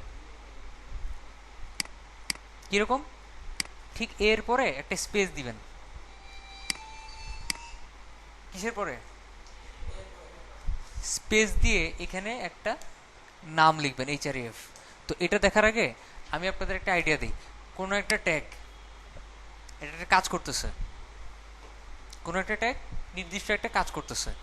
এখন এই ট্যাগ ইউজ করেই আপনি একটু ডিফারেন্ট কিছু করবেন, যেটা আপনি দেখছেন আরেকজন করছে অলরেডি। এই ট্যাগ ইউজ করছে কিন্তু একটু অন্যরকম। যেমন মনে করেন যে এই লেখাটাকে কালার করবেন আপনি, কিন্তু ট্যাগ তো ইউজ করছেন আপনি এই লেখাটাকে আপনার কালার করা দরকার। তখন এই ট্যাগ দিয়ে তো আপনার কালার হবে না, অটো কালার হবে। তখন এটার সাথে এক্সট্রা কিছু অ্যাড করতে হয়। এই যে এক্সট্রা কিছু, এটাকে বলা হয় অ্যাট্রিবিউট। একে কি বলা হয়? ট্যাগ। এক্সট্রা কিছুকে কি বলা হবে? অ্যাট্রিবিউট। এই এক্সট্রা জিনিসটা, অ্যাট্রিবিউটটা কিভাবে ইউজ করতে হয় সেটা এখন দেখাবো। প্রথমে ট্যাগের পর একটা স্পেস দিতে হয়, ঠিক? গ্রেটার দেন এর আগে স্পেস দিয়ে এখানে অ্যাট্রিবিউটের নাম লিখবেন। অ্যাট্রিবিউট নেম, এরপর একটা ইকুয়াল দিয়ে দুইটা ইনভার্টেড কমা দিতে হয়। অ্যাট্রিবিউট নেম বলে যে অ্যাট্রিবিউট নেম দিতে হবে তা না, এখানে একটা নাম বসাবো সেজন্য অ্যাট্রিবিউট নেম লিখছি আমি। আর এখানে লিখতে হবে ভ্যালু, মানে এই অ্যাট্রিবিউটের যে জিনিসটা আপনি কাজ করাইতে চান। এখন মনে করেন আমি অ্যাট্রিবিউট এই এর একটা অ্যাট্রিবিউটের নাম আছে, নামটা হচ্ছে এইচরেফ। নাম কি? এইচরেফ। এছাড়া আরো অনেকগুলো অ্যাট্রিবিউট আছে বিভিন্ন নামের। কোনো কোশ্চেন আছে? হাইপার রেফারেন্স, এইচরেফ বলবো, এইচআরইএফ বলবো না, কিন্তু এইচআরইএফ বললে সমস্যা হবে। আপনারা যখন এইচআরইএফ বলবেন তখন মুখ দিয়ে বের হয়ে যাবে এইচইআরএফ, এটা সবার সেম প্রবলেম হয়। আপনি ট্রাই করে দেখেন, যখন আপনি এইচআরইএফ বলবেন মানুষকে, মুখ দিয়ে অটো মানে যেটা আমাদের ফ্লুয়েন্সিতে বের হয়ে যাবে সেটা হচ্ছে এইচইআরএফ। আসলে কিন্তু এইচইআরএফ না, এইচআরইএফ। সেজন্য আমরা এইচআরইএফ বলবো না, যাতে প্রবলেম না হয়, বলবো কি এইচরেফ, হাইপার রেফারেন্স, এইচ রেফারেন্স আর কি। আর এইখানে একটা ওয়েবসাইটে লিঙ্ক দেবো, সাপোজ facebook.com। আমি এভাবে না দিয়ে আগে আপনাদের এভাবে করে দেখাই। এভাবে একটা ওয়েবসাইটের লিঙ্ক লেখা যায় না? যায়? ওকে, facebook.com লিখলাম, যায়, এভাবে লেখা যায়। এই যে facebook.com লিখতেছি আমি, করবে না? কেন করবে না? এই যে ফেসবুক আসছে, এই যে কাজ করে তো। একটা ওয়েবসাইটের অ্যাড্রেস facebook.com, এর আগে কিছু নাই, আসলেই নাই। না না, ওটা তো কাজ করবে, আমি বলতেছি ওয়েবসাইটের অ্যাড্রেস তো এটা। ঠিক আছে, আপনি যখন কোনো হোস্টিং এর কোম্পানি থেকে হোস্টিং কিনবেনও, তখন আপনাকে নামটা শুধু facebook.com-ই দিতে হবে, আগেও কিছু দেওয়া লাগবে না, পিছেও কিছু দেওয়া লাগবে না। অ্যাড্রেস কিন্তু এতটুকু। কিন্তু আমাদের এইচআরইএফ এইটাতে যখন আমি একটা অ্যাড্রেস কাজ করতে চাইবো, তখন এইভাবে দিলে কাজ করবো না। দেখেন কি সমস্যা হয়। লিংক হয়েছে, এটা ক্লিক করলে কই যায় দেখেন, কোথায় যাচ্ছে? ফাইল নট ফাউন্ড দেখাচ্ছে, লিংক হয় না। এটা কিন্তু চিন্তা করা যাবে না, আপনার এটা চিন্তা করতে হবে এখানে কি লেখা আছে। হ্যাঁ, কখনো এরকম চিন্তা করবেন না এটা কাজ করে নাই, চিন্তা করবেন এখানে কি লেখা আছে একটু দেখি আমি। আপনি আপনার ওয়েবসাইটে কাজ করতে গিয়ে এই টাইপের অনেক ইরোড দেখতে পারবেন। ইরোড দেখলে কাউরে জিজ্ঞেস করে না, ভাই এটা কেন আসছে, নিজে পড়ে দেখবেন। ইংলিশ যেহেতু পড়তে পারেন, নিজে পড়ে দেখবেন এখানে কি লেখা। Firefox can not find the file at WordPress batch 6 class 2 facebook.com। তো এটা এতটুকু দেখে কি বুঝলাম, এটা আমাদের কম্পিউটারের একটা ডিরেক্টরি, একটা ফোল্ডার। এই ফোল্ডারে facebook.com খুঁজতেছে, দেখেন কই গেছে। এই ফোল্ডারে গিয়ে facebook.com খুঁজতেছে। কেন খুঁজতেছে? কারণ এই ফোল্ডারে কিন্তু index.html ফাইলটা আছে, সেজন্য এই ফোল্ডারে facebook.com খুঁজতেছে। এক্স্যাক্টলি সেম ভাবে আমি এই ফোল্ডারে যদি একটা ফাইল ক্রিয়েট করি, সরি, মনে করেন এই ফোল্ডারে একটা ফাইল ক্রিয়েট করলাম, মনে করেন facebook.com, ঠিক আছে, facebook.com দিলাম। এটা কি ফরম্যাটে সেভ হয়েছে? এমএস ডস না? এটাকে আমি facebook.com.html নামে সেভ করলাম, কিংবা facebook.com.txt নামে সেভ করলাম, একটা নামে সেভ করলাম। করার পরে এটা ভিতরে মনে করেন লিখলাম হাই। এটার ভিতরে তো হাই আছে, তাই না? এখন আপনি এখানে facebook.com.txt দেন, মানে ফাইলের এক্সটেনশনটা দিয়ে দেন, তাহলে কিন্তু ওই ফাইলটা পাবে। রিলোড দেন, একটা ক্লিক করেন, এই যে হাই। তার মানে নর্মালি যখন কিছু লিখবেন তখন কিন্তু সে ফাইল খুঁজবে, ফাইলটা কোথায় আছে। কিন্তু ওয়েবসাইটের অ্যাড্রেস যখন দিবেন আপনি, তখন এইভাবে লেখা যাবে না। অবশ্যই ওয়েবসাইটের অ্যাড্রেসের আগে কি দিতে হবে বলেন তো? HTTP ইউজ করতে হবে। http:// না না, www দিলেও ফাইলই খুঁজবে। আপনি যদি এখানে শুধু www লেখেন তাও কিন্তু সে ফাইলই খুঁজবে।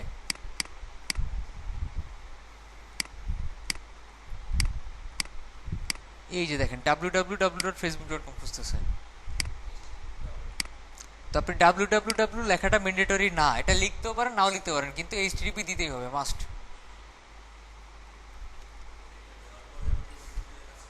হ্যাঁ, http দেওয়াটা ম্যান্ডেটরি, এটা দিতেই হবে, তাহলেই একটা ওয়েবসাইট ওপেন হবে, নইলে কিন্তু ফাইল খুঁজবে। তো এটা দিয়ে আমরা ভুল করেও দুইটা জিনিস শিখছি। একটা হচ্ছে একই ডিরেক্টরিতে অন্য ফাইল কিভাবে কল করতে হয়, অন্য ফাইল কিভাবে শো করতে হয়, ক্লিক করলে অন্য ফাইলে যাবে, এটাও শিখলাম। আবার ওয়েবসাইটে কেমনে যাবে ওটাও শিখলাম। এখন আপনি এখানে রিলোড দেন, রিলোড দিয়ে এখানে ক্লিক করেন, এখন কিন্তু ফেসবুকে যাবে। এই যে ফেসবুকে আসছে, আসছে, এই হচ্ছে কথা। ওকে, এখানে আরো অনেক অনেক অ্যাট্রিবিউট আছে এতে। যেমন আমরা এখানে ক্লিক করলে দেখেন সেম ট্যাবে কিন্তু ঘুরতে থাকে, ঘুরে সেম ট্যাবে কিন্তু ওয়েবসাইট ওপেন হয়। আমি চাচ্ছি অন্য একটা ট্যাব খুলবে, যেমন এরকম একটা নতুন ট্যাব খুলবে, এই ট্যাবে শো করবে। নতুন ট্যাব খুলে নতুন ট্যাবে এই যে জিনিসটা আমরা শো করতে যাচ্ছি যে facebook.com, এটা ওপেন হবে। তখন আরেকটা অ্যাট্রিবিউট ইউজ করতে হবে। আর আরেকটা অ্যাট্রিবিউট ইউজ করার সিস্টেম কি দেখেন, মনে করেন আমরা দুইটা অ্যাট্রিবিউট ইউজ করব, তো একটা স্পেস দিতে হবে, এটা জানি আমরা। অ্যাট্রিবিউটের নাম লিখতে হবে, ইকুয়াল দিতে হবে, দুইটি ইনভার্টেড কমা দিতে হবে। আরেকটা অ্যাট্রিবিউট ইউজ করার জন্য আরেকটা স্পেস দিতে হবে, আবার আরেকটা অ্যাট্রিবিউটের নাম লিখতে হবে, আবার ইনভার্টেড কমা। আরেকটা অ্যাট্রিবিউট ইউজ করার জন্য আরেকটা স্পেস, আরেকটা নাম, আরেকটা ভ্যালু। তো আমরা নেম হিসেবে কি দিছিলাম, কি দিছিলাম আমরা এখানে অ্যাট্রিবিউটের নাম কি দিছি? এত তাড়াতাড়ি ভুলে গেলে চলবে? এখানে facebook.com দিছি, তাই না? এগুলো বাসায় গিয়ে ট্রাই করবেন, শুধুমাত্র বুঝলেই কিন্তু কাজ করা যায় না। একটা ছেলে অঙ্কে খুব ভালো, সে কলেজে নতুন অ্যাডমিশন নিছে, সে ক্লাসে ঠিক মতোই বুঝে অঙ্কগুলা, কিন্তু সে যদি বাসায় গিয়ে অঙ্কগুলা না করে সে কিন্তু পরীক্ষা ফেলই করবে, এটা জানেন? সে কিন্তু অঙ্ক বুঝছে ঠিকই, কিন্তু পরীক্ষার হলে কিন্তু ফেল করবে, মিলাইতে পারবে না। এই জন্য পাশে গিয়ে মিনিমাম 10 বার একই জিনিস 10 বার করে করবেন, এটা হচ্ছে আপনার কাজ। আর আমি যেহেতু অনেকগুলো কাজ দিয়ে দিব, ওগুলো করেও প্রবলেমগুলো সলভ হওয়ার কথা। ওকে, আমি বলছিলাম প্রত্যেকটা অ্যাট্রিবিউটের মাঝখানে একটা করে স্পেস হবে। আরেকটা অ্যাট্রিবিউটের নাম লিখবেন, আরেকটা অ্যাট্রিবিউটের নাম টার্গেট। ওইটাতে ইকুয়াল দিছিলাম, এটাতে ইকুয়াল হবে। ওইটাতে দুইটা ইনভার্টেড কমা দিছিলাম, এটাতেও দুইটা ইনভার্টেড কমা হবে।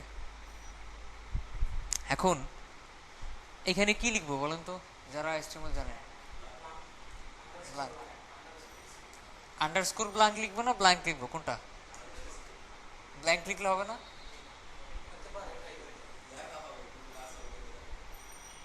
কাজ করবে না। আচ্ছা, ব্ল্যাঙ্ক লিখলে কাজ করবে এরকম কয়জনের আইডিয়া আছে, একটু হাত তুলুন। এরকম আন্ডারস্কোর ছাড়া শুধু ব্ল্যাঙ্ক লিখলেও নতুন ট্যাবে ওপেন হবে, কাজ করবে, ঠিক আছে, একই কাজ করবে। এটা দুইটাই ইউজ করা যায়, কিন্তু স্ট্যান্ডার্ড হচ্ছে আন্ডারস্কোর দেওয়াটা। অলওয়েজ আমরা আন্ডারস্কোর দিব, টার্গেট ইকুয়াল আন্ডারস্কোর ব্ল্যাঙ্ক, এটা বুঝার কিছু না, এগুলো সব মুখস্থ জিনিস। বি দিয়ে কি হয় এটা কি বুঝার জিনিস? মুখস্থ জিনিস, মনে রাখতে হবে। আই দিয়ে কি হয় এটাও মনে রাখতে হবে, এগুলো সবই মুখস্থ জিনিস। সো মাথাটা কম ঘাটান, মাথা খাটানো দরকার নাই, জাস্ট মনে রাখেন এই জিনিসগুলো ইউজ করলে এই কাজ হয়। ওকে, টার্গেট ইকুয়াল আন্ডারস্কোর ব্ল্যাঙ্ক, এটা দিলে নতুন ট্যাবে ওপেন হয়। আরো অনেক অনেক অ্যাট্রিবিউট আছে এখানে। নতুন উইন্ডো ওপেন করার জন্য এইচটিএমএল এ কিছু নাই, জাভাস্ক্রিপ্ট দিয়ে করতে হবে এটা, ঠিক আছে, উইন্ডো লোড ফাংশন দিয়ে করতে হয়, ওইটা এইচটিএমএল এ করার কোনো ওয়ে নাই। আচ্ছা, এখানে টার্গেট ইকুয়াল উইন্ডো দিয়ে দেখি আমি, না, কাজ হয় না। মেইন কথা হচ্ছে এখানে যাই দেন না কেন নতুন উইন্ডো ওপেন হবে। ঠিক আছে, টার্গেট দিলেই ও বুঝে নিবে এটা নতুন উইন্ডো ওপেন করবে। তো এটা আসলে ভুল কথা যে অলওয়েজ নতুন উইন্ডো ওপেন হবে। এখানে সেলফ দেন তাহলে একই উইন্ডোতে ওপেন হবে। হ্যাঁ, আন্ডারস্কোর সেলফ দে। না, এটা তো নতুন জায়গায় ওপেন হওয়ার কথা না। এই আন্ডারস্কোর সেলফ দিলে আবার সেলফ বলে কিছু নাই, এই জন্য ওইটা নতুন উইন্ডোতে ওপেন হয়েছে। আন্ডারস্কোর সেলফ যখন দিবেন তখনই সেম উইন্ডোতে ওপেন হবে, আর তাছাড়া কিছু না দিলেও সেম উইন্ডোতে ওপেন হবে। তো সেলফ দেওয়াটা কখনো দরকার নেই। আমরা অলওয়েজ কি করব, আন্ডারস্কোর ব্ল্যাঙ্ক। তাহলে ক্লিক করলে নতুন উইন্ডোতে ওপেন হবে। খুব বেশি বেশি কিন্তু শিখি নাই আমরা, সামান্য কিছু শিখছি। দেখেন কয়টা ট্যাগ, একটা, দুইটা, তিনটা, চারটা, পাঁচটা, পাঁচটা, ছয়টা, সাতটা, আটটা, মাত্র 8টা ট্যাগ শিখছি, আর কিছু শিখি নাই। সো মাথা এখনই হ্যাং হয়ে গেলে কেমন হবে?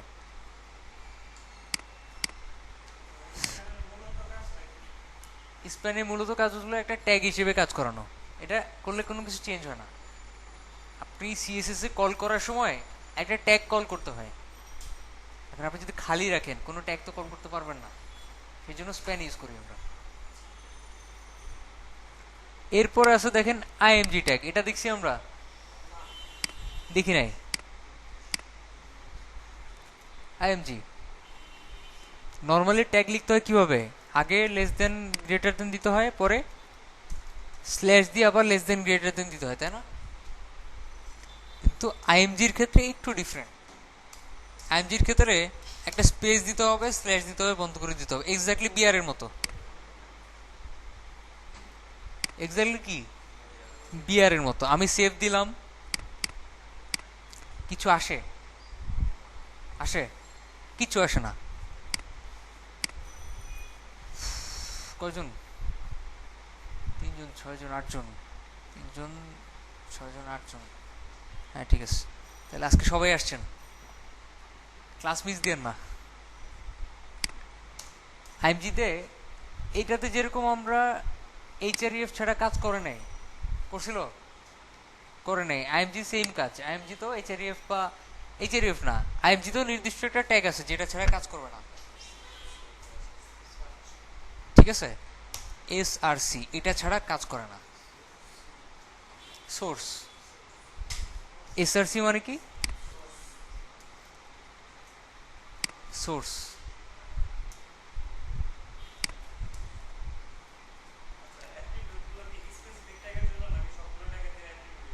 স্পেসিফিক ট্যাগের জন্য, সবগুলা না। যেমন এসআরসিটা শুধু ইমেজে আর আরো দুই একটা ট্যাগ ইউজ করা যায়, সবগুলাতে না। আবার এইচআরইএফ এতে ইউজ করা যায়, আর লিঙ্ক ট্যাগ ইউজ করা যায়, আর কোথাও ইউজ করা যায় না। ঠিক আছে, এরকম নির্দিষ্ট কিছু ট্যাগ আছে, সেগুলো আপনাদের দেখাচ্ছে, যেগুলো অন্য জায়গায় ইউজ করা যায় না। যেমন টার্গেট, এটাও শুধু এতে ইউজ করতে হয়। আর হ্যাঁ, এটা শুধু এতে ইউজ করা যায়, আর অন্য জায়গায় ইউজ করা গেলেও এই মুহূর্তে আমার মনে পড়তেছে না, কাজ করতে গেলে মনে পড়বে। কিন্তু আমার এখন জানা মতে অন্য কোনো ট্যাগে এই টার্গেটটা ইউজ করার দরকার হয় না বা কাজ করে না। আর এসআরসিটাও ইমেজ ইউজ করতে হয়, আরও দু একটা হাতে গোনা ট্যাগে ইউজ করতে হয়। বিশেষ করে এসআরসিটা ইউজ করতে হয় সিএসএস এ। ওকে, আইএমজি, এসআরসি। এসআরসি কি, এটা কি একটা? আইএমজিটা কি? আইএমজিটা এটা কি, এটা নাম কি? ট্যাগ। এসআরসি কি? অ্যাট্রিবিউট। এটার ভিতরে আইএমজির কাজ হলো ইমেজ শো করানো। তো আমাদের ইমেজ কোনটা শো করবে সেটা তো আমরা স্পেসিফিক করে দিই নাই, দিছি, এই জন্য শো করতেছে না। এখন ইমেজ কেমনে শো করাবেন? মনে করেন এই তো একটা ইমেজ, তাই না? এটা তো একটা ইমেজ। এটাতে রাইট ক্লিক করে এখানে দেখেন কপি ইমেজ লোকেশন, দেখছেন? এটাতে ক্লিক করবেন, করে এখানে পেস্ট করবেন, করে সেভ দেন। আসছে?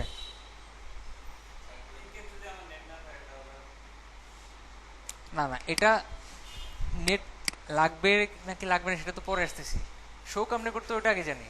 আর ইন্টারনেট, উনি যে কোশ্চেনটা করছে এটা আপনাদের সবার কোশ্চেন করা দরকার ছিল, যে এটা তো আমাদের ইন্টারনেট থেকে শো করতেছে, তাহলে ইন্টারনেট যখন থাকবে না তখন তো শো করবে না, তাই না? এটা খুবই ইম্পর্টেন্ট একটা কোশ্চেন, যে ইন্টারনেট থেকে যখন শো করে, ইন্টারনেট থেকে এখন শো করে দিতে চাচ্ছি, ইন্টারনেট ছাড়া কেমনে শো করাবো?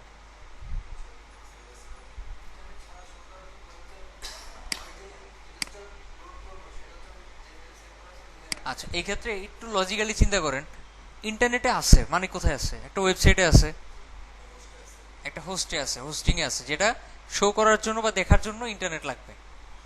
ইন্টারনেট লাগে না কখন? যখন আমাদের কম্পিউটার থেকে কিছু ওপেন করি। আমরা fusionbd.com চিনি, ওখান থেকে গান শোনা যায় না? যায়, অ্যান্ড্রয়েড মোবাইল থেকে ওখান থেকে গান শোনা যায়, কিন্তু নর্মাল মোবাইল থেকে কিন্তু ডাউনলোড করে শুনতে হয়। এখন ডাউনলোডটা আমরা কেন করি? যাতে এটা শোনার জন্য ইন্টারনেট না লাগে। আমরা একই গান 10 বার শোনার ইচ্ছা করে, এটা শোনার জন্য কি ইন্টারনেট যদি লাগে 10 বার 10 MB করে কাটবে, তাই না? 1 MB করে 10 বার 10 MB কাটবে, দরকার কি? আমি ডাউনলোড করে রেখে দিই, কম্পিউটার থেকে আমি শুনবো। এক্স্যাক্টলি সেম লজিকে এখানে করানো যায়। আমরা এই জিনিসটা কম্পিউটারে রেখে তারপর শো করাতে হবে, যদি ইন্টারনেট ছাড়া আপনি শো করাতে চান। সেভ করেন এটা। আচ্ছা, ফাইলস থেকে ব্যাচ 6 ক্লাস 2-তে গিয়ে এটাকে মনে করেন আমি সেভ করব এই জায়গাটায়। এখানেই তো আমাদের index.html ফাইলটা আছে, তাই না? এখানেই তো আছে। মনে করেন এখানে লিখলাম ইমেজ, ইমেজ লিখে সেভ করলাম। আর এটা কোন ফরম্যাটে সেভ হচ্ছে? জিআইএফ ফরম্যাটে সেভ হচ্ছে, তার মানে লাস্টে এক্সটেনশন কি হবে? জিআইএফ। সেভ করলাম, করার পরে এই জিনিসটা বাদ দিয়ে দিলাম, লিখে ইমেজ লিখলাম। শো করবে? দেখেন শো করে ঠিকই, কিন্তু ডিফল্ট একটা ইমেজ শো করে। এটা এটা ব্রাউজারের একটা ডিফল্ট ইমেজ শো করে, যে ইমেজ নাই। ইমেজ না থাকলে কেমন বুঝবেন? বুঝবেন এই জিনিসটা শো করবে, মানে কারেক্ট ইমেজ শো করতেছে না। তখন আপনি দেখবেন ভুল কোথায় করছেন। এটা আমরা ইউজুয়ালি ভুলটা করি, সেজন্য আমি ভুলটা করে দেখাইছি আপনাদের। এখানে ডট লিখে ফরম্যাটটা কি? জিআইএফ ফরম্যাটটা সহ লিখতে হবে। করে এখন যে ভালো কথা, অনেকে দেখতেছেন যে লিঙ্কটা চলে গেছে, লিঙ্ক যায় না, যে বামে লুকায় আছে। এটা পরে আমি একটা বিয়ার দিই, এই যে ইমেজটা। এখন আপনি চাচ্ছেন এই ইমেজে ক্লিক করলে ফেসবুকে চলে যাবে, তাইলে এই যে আইএমজি ট্যাগটা, এটা ক্লিক হেয়ারের বদলে এই ট্যাগটা ইউজ করবেন। মানে যে লেখাটাতে ক্লিক করলে যাবে তখন ইমেজটা দিবেন, তখন ক্লিক করলে ফেসবুকে চলে যাবে। মানে টেক্সটের বদলে আমরা ইমেজ ট্যাগটা ইউজ করছি আর ইমেজ শো করাইছি। তাহলে ইমেজে ক্লিক করলে কই যাচ্ছে? লিঙ্কে চলে যেতেছে। ক্লিয়ার? আর এখানে একটা কমন অ্যাট্রিবিউট আছে যেটা দুনিয়ার সব ট্যাগে কাজ করে। কেউ কি বলতে পারবেন অ্যাট্রিবিউটের নাম কি? মানে দুনিয়ার সব ট্যাগে কাজ করে না। টাইপ তো H1 H6 এগুলোতে কাজ করবে না। করবে? করবে না। না। লিঙ্ক নামে কোনো অ্যাট্রিবিউট আছে? লিঙ্ক নামে নাই। স্টাইল নামে অ্যাট্রিবিউট নাই, ট্যাগ আছে। অ্যাট্রিবিউট আছে বাট এটা, ও ইয়েস রাইট, স্টাইল অ্যাট্রিবিউট সব জায়গায় কাজ করে, ঠিক আছে, কিন্তু আরেকটা আছে যেটা কমনলি সব জায়গায় মানুষ ইউজ করে। স্টাইল কিন্তু সব জায়গায় মানুষ ইউজ করে না, সিএসএস আলাদা করলে তো ইউজ করবে না। আমি বলতেছি এটা সব জায়গায় ইউজ করা যায়। এটার নাম হচ্ছে টাইটেল। টাইটেল মনে করেন লিখলাম this is a an italic text. এটা কিন্তু বোল্ড টেক্সট লিখছি আমি, যাই লিখি না কেন। টাইটেলে কি লিখছি? Italic text. আমি এটাকে সেভ করি, কিছু চেঞ্জ হয়েছে? হয়েছে। দেখেন মাউসটা যখন নিয়ে যাব তখন একটা লেখা আসবে, দেখেন this is an italic text, দেখছেন? আমি যখন সেম জিনিস বোল্ডে ইউজ করব, this is a bold text. ওটাতে যখন আমি মাউস নিয়ে যাব ওই লেখাটা শো করবে। এটা দুনিয়ার সব ট্যাগে কাজ করে, ঠিক আছে, টাইটেলটা। আচ্ছা গেল, আমরা ইমেজও শো করাইছি, লিঙ্কও করাইছি। তাহলে এখন আমরা ডাব্লিউসি স্কুলে যাই। ডাব্লিউসি স্কুলে যাওয়ার একমাত্র কারণ এই না যে এখান এটা স্ট্যান্ডার্ড। ডাব্লিউসি স্কুলে যাওয়ার একমাত্র কারণ আমার মনে নেই কয়টা ট্যাগ আছে দুনিয়াতে। নেক্সট চ্যাপ্টারে যাব। আর আরেকটা কারণ আছে, সেটা হচ্ছে আমি আপনাদের অলওয়েজ ডাব্লিউসি স্কুল থেকেই দেখাবো। নিজে দেখানোর পর ডাব্লিউসি স্কুলে যাব। কারণ আপনি হেল্প যখন চাই, কিছু একটা হেল্পের দরকার হবে, তখন আপনি গুগলে সার্চ দিবেন, তাই না? স্বাভাবিক। গুগলে সার্চ দেওয়ার আগে আগে একবার ডাব্লিউসি স্কুলে আসবেন। গুগল তো এখানেই নিয়ে আসবে। ডাব্লিউসি স্কুলে এসে সেম জিনিস খুঁজবেন এখানে। হ্যাঁ, আমি ওই কালারের প্রবলেমে পড়ছি, এখানে কালার খুঁজি, এই যে কালার নেমস, এই টাইপের এখান থেকে খুঁজবেন। এখান থেকে খুঁজলে আপনার সুবিধা কোথায় হবে কেউ বলতে পারবেন? না, মেইন সুবিধা যেটা, না না ওইটাও না, আপনার মুখস্থ হয়ে যাবে কোন জায়গায় কোনটা আছে। আপনি যখন কোনো কিছু ভুলেও যাবেন, আপনি কিন্তু জানেন এটা ঠিক এই জায়গায় আছে, আপনি এসে আবার দেখতে পারবেন। গুগলে সার্চ দিলে কি হয়, অনেক ওয়েবসাইট আসে, একটা খুঁজে না পেলে আরেকটাতে যেতে হয়, টাইম কিল হয়। যখন আপনি বারবার এইখানেই আসবেন প্রবলেম সলভ করার জন্য, তখন আপনার মুখস্থ হয়ে যাবে যে কোন প্রবলেমটা কোথায় আছে, কোন জিনিসটা কোন জায়গায় থাকে। ওকে, এখানে কোনো বক্স নাই, সো এটা দেখে লাভ নাই, পরেরটাই যে। আচ্ছা, এতটুকু তো দেখছি, আমরা দেখছি না, দেখছি। ওকে, এখানে বলছে এতে ক্লাস ইউজ করা যায়, আইডি ইউজ করা যায়, স্টাইল ইউজ করা যায়, টাইটেল ইউজ করা যায়। এটা আমরা যখন কাজ করব তখন দেখব। পিও তো জানি। এখানে নতুন একটা ট্যাগ আসছে দেখেন, এইচআর। এই ট্যাগটা কি কাজ করে? এই ট্যাগটা কি কাজ করে বলুন তো? এটা একটা দাগ তৈরি করে। যেমন আমি একটু লাইভ দেখাই যে এই দাগটা কোথায় দেখা যায়।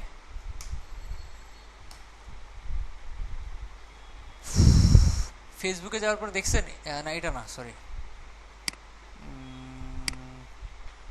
এই যে দেখেন, এই জিনিসটা হওয়ার পর এটা ছোট্ট করে দাগ আসছে, দেখছেন? এই দাগটা তৈরি করার জন্য এইচআর ইউজ করতে হয়। কি ইউজ করতে হয়? এইচআর। বিয়ারের মতো, বিয়ারে যা দিছি তাই হবে, জাস্ট বিয়ের জায়গায় এইচ হবে। বিয়ের জায়গায় কি হবে? এইচ হবে, মানে এইচআর। হ্যাঁ, কি বলছেন? বড় হাতের ছোট হাতের নাকি? সিএসএস করতে হবে। আমি বলি, আপনার যে কোশ্চেনটা করছেন, এটা কোশ্চেন আসছে, আমাকে করবেন, তাহলে আমি অ্যান্সার দিতে পারবো। বর্ডার বটম ইউজ করা যায় ক্ষেত্র বিশেষে। আপনি একটা জিনিসের নিচে একটা দাগ তৈরি করবেন একটা সেকশনের নিচে, তখন বর্ডার ইউজ করতে হয়। ওই সেকশন অলরেডি শেষ, আরেকটা সেকশন, ওই সেকশন, দুটাকে আলাদা করার জন্য এইচআর ইউজ করতে হবে। কোনো কোশ্চেন মাথায় আসলে করবেন, সমস্যা নাই। সিএসএস এর প্রবলেম তো আমি সলভ করবো, ঠিক আছে? বর্ডার দিতে হয় একটা সেকশনের ভিতরে কোনো বর্ডার তৈরি করার জন্য, আর এইচআর দিতে হয় দুইটা সেকশনকে আলাদা করার জন্য। দুইটা কিন্তু একই কাজ করে, একই জিনিস শো করে, দুইটাই দাগ দেয়, দুইটার কাজ কিন্তু দুই রকম। তো যখন আমরা সিএসএস করবো বা একটা ওয়েব ডিজাইন করার টাইম আসবে, তখন এই জিনিসটা যখন লাইভ দেখাবো তখন এই জিনিসগুলো বুঝতে পারবে। এইচআর ট্যাগ বুঝছেন? দাগ আসবে, কই দাগ? এই যে নিচে। আচ্ছা, নিচে দেখা যাচ্ছে না, আমি এটার উপরে নিয়ে যাই, এখন দেখছেন? এরকম দাগ ক্রিয়েট করবে। পি তো দেখছি না। ওকে, নেক্সট চ্যাপ্টারে যাই। এখানে একটা জিনিস বাদ পড়ছে দেখেন,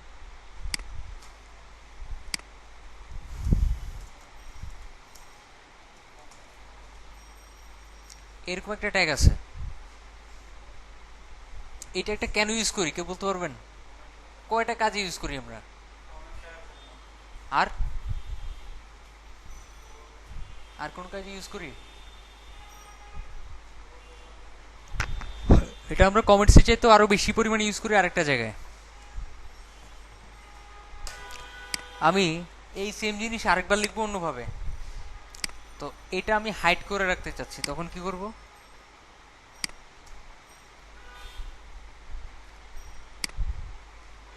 একটু বুঝাই দিই, দেখেন এই ট্যাগের শুরুটুকু ইউজ করতে হয় প্রথমে, শেষটুকু ইউজ করতে হয় এটার পরে, তখন এই জিনিসটা আর শো করে না, হাইড হয়ে যায়। করে ওইটাকে হাইড করার জন্য আমরা এই ট্যাগটা বেশি পরিমাণে ইউজ করি, মানে আমার এটা পরবর্তীতে দরকার হবে তখনই হাইড করে রাখবো। এটা হাইড করার কোনো দরকার নেই, হাইড তখনই করব যখন এটা ডিলিট করে দিলে আমার সমস্যা হবে, পরবর্তীতে এই কোডটা আর পাবো না, তখন আমাদের হাইড করে রাখা দরকার হবে, যেটা ওয়েবসাইটে শো না করলেই ভালো, কিন্তু কোডটা পরবর্তীতে আমার দরকার আছে, সেজন্য আমরা এটাকে কমেন্ট দিয়ে হাইড করে রাখবো। কমেন্ট মানে এই ট্যাগ, আর এটা নর্মালি যে কাজে ইউজ করা, মানে ট্যাগটা যে কারণে বাইর করা হয়েছিল সেটা কিন্তু এটা না, হাইড করে রাখা না।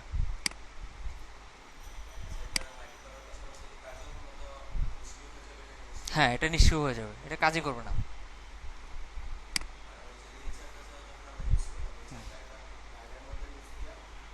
হুম হুম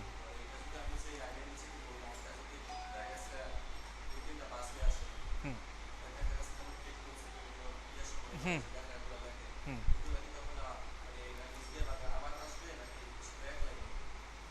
মানে প্রত্যেকটা পোস্টের নিচে একটা করে নাকি, এটা বুঝাতে যাচ্ছেন? হ্যাঁ, সব প্যারার নিচে একটা করে। হ্যাঁ, এটা আলাদা আলাদা করে দিয়ে দিতে হবে। হ্যাঁ, প্রত্যেকটার জন্য আলাদা আলাদা দিয়ে দিতে হবে। ওকে, মেইন যে কাজ করতে হয় এটা দিয়ে, সেটা হলো নোট ডাউন করে রাখা। যেমন আমরা ছোটবেলায় যখন অঙ্ক করছি, ছোটবেলা না কলেজ লাইফেও করছি, ভার্সিটি লাইফে যারা ম্যাথ নিয়ে পড়বেন তারা করবেন, শুধু ম্যাথ নিয়ে না, যাদেরই ম্যাথ সাবজেক্ট আছে তাদেরই করতে হয়, একটা সাইড নোট করতে হয়, তাই না? এটা কিন্তু টিচারের দেখার জন্য না, এটা অঙ্কের সুবিধার্থে। এই জিনিস অঙ্কের অন্তর্ভুক্ত না, ক্লাস 9-10 ইন্টারমিডিয়েটে অঙ্কের অন্তর্ভুক্তই ছিল, টিচাররা দেখতো আপনি সাইড নোট কি করছেন। নর্মালি কিন্তু এটা অঙ্কের অন্তর্ভুক্ত না, ওটা হচ্ছে মনে রাখার জন্য। এখানে আমরা লিখলাম, আমরা এখানে লিঙ্ক আর ইমেজ কিভাবে ইউজ করতে হয় সেটা করলাম, নোট ডাউন করে রাখলাম। এইভাবে করতে হয় নর্মালি, ওয়েব ডিজাইন করার সময় প্রফেশনালি লিখতে হবে। কিরকম? লিঙ্ক অ্যান্ড ইমেজ এভাবে দিয়ে রাখবেন। কেন দিয়ে রাখবেন? এরকম একটা প্রফেশনাল ওয়েবসাইট আপনি তৈরি করলেন HTML CSS দিয়ে, আপনার কোডগুলো হবে এরকম, দেখে বুঝার উপায় আছে কোন কোড কেন ইউজ করছেন? উপায় আছে? আপনি প্রত্যেকটা সেকশন বানানোর সময় উপরে লিখে দিলেন header area start share, header area এখান থেকে শুরু হয়েছে, এখানে আবার লিখলেন হেডার এরিয়া এন্ড শেয়ার দিলেন, দিয়ে এখানে জাস্ট সেভ করলেন, করে পরবর্তীতে যখন আপনি এই মার্কআপটা ওপেন করবেন বা পেজ সোর্সে দেখবেন, তখন কিন্তু খুব ইজিলি বোঝা যাবে, সবুজ হয়ে যাবে যাবে জিনিসগুলো, জিনিসগুলো গ্রিন হয়ে থাকবে, তখন ইজিলি খুব তাড়াতাড়ি বুঝতে পারবেন যে কোন এরিয়াটা আপনি কেন দিছিলেন, কোনটার কাজ কি।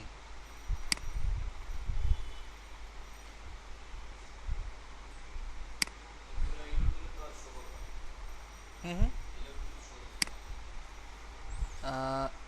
এটার ভিতরে যা থাকবে যে এতটুকু হেডার এরিয়া এন্ড শেয়ার, এতটুকু শো করবে না, আবার এটার ভিতরে যা থাকবে এতটুকু শো করবে না। এটা তো শো করবে, এটা তো আর আমরা কমেন্টের মধ্যে রাখি নাই, রাখছি তো এই লেখাটুকু, তাই না?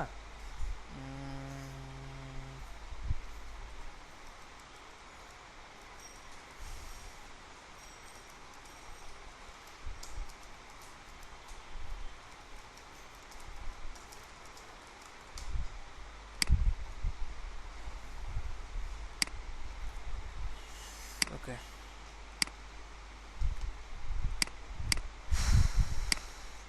আপনারা যখন করবেন ফ্রিল্যান্সিং করবেন, তখন বিভিন্ন কাজে অ্যাপ্লাই করার সময় ক্লায়েন্টরা যখন রিপ্লাই দিবে, তখন আমাকে এই টাইপের কোশ্চেন করবেন, আমি ওগুলা রিপ্লাই লিখে দিব যে কি লিখতে হবে। তখন আস্তে আস্তে দুই একবার লিখে দিলে আইডিয়া হয়ে যাবে।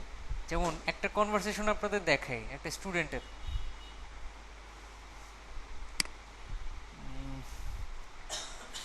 মানে ওই কনভারসেশন করে খুব মজা লাগছে আর কি।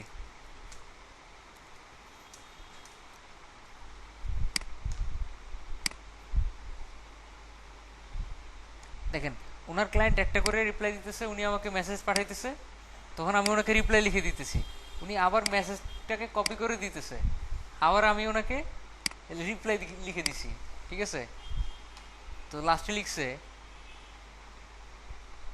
তো লাস্টে আমাকে একটা এই দুটো স্ক্রিনশট পাঠাইছে, এই যে হায়ার করছে, এই যে হায়ার করছে। এই টাইপের আপনাদের যখনই কোনো প্রবলেম হবে আমাকে ডিরেক্ট মেসেজ পাঠিয়ে দিবেন, আমি ওটাকে রিপ্লাই দিয়ে দিব।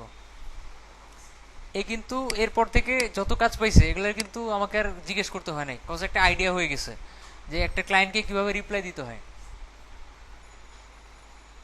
একটা ক্লায়েন্ট আমার কাছে এসে কখনো ফিরে যায় না আমার লাইফে, আমি যদি না চাই আমার কাছ থেকে কোনো ফিরে যায় নাই যে সে আমার সাথে কথাবার্তা বলার পরে সে কাজটা দেয় নাই। সো এগুলোর কিছু টেকনিক আছে, কিছু পলিসি আছে, আর তার চেয়ে বড় কথা কিছু বিহেভিয়ার আছে। এই টাইপের বিহেভিয়ার করলে একটা ক্লায়েন্ট আপনাকে ছাড়া অন্য কাউকে কাজ দিবে না। সে 100 জনের ইন্টারভিউ নিক, সে কিন্তু আপনাকেই কাজ দিবে।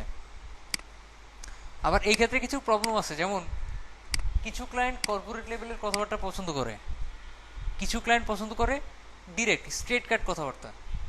যেমন সে বলবে তুমি কি কাজটা করতে পারবা, ইয়েস, কাজটি কিন্তু সে কিন্তু স্যাটিসফাইড আপনি পারবেন, কিন্তু অনেক ক্লায়েন্টকে শুধু ইয়েস লিখলে সে কাজটা দিবে না, তাকে লিখতে হবে হ্যাঁ আমি কাজটা পারবো কারণ আমি এর এই টাইপের কাজ করছি, এই হচ্ছে স্যাম্পল।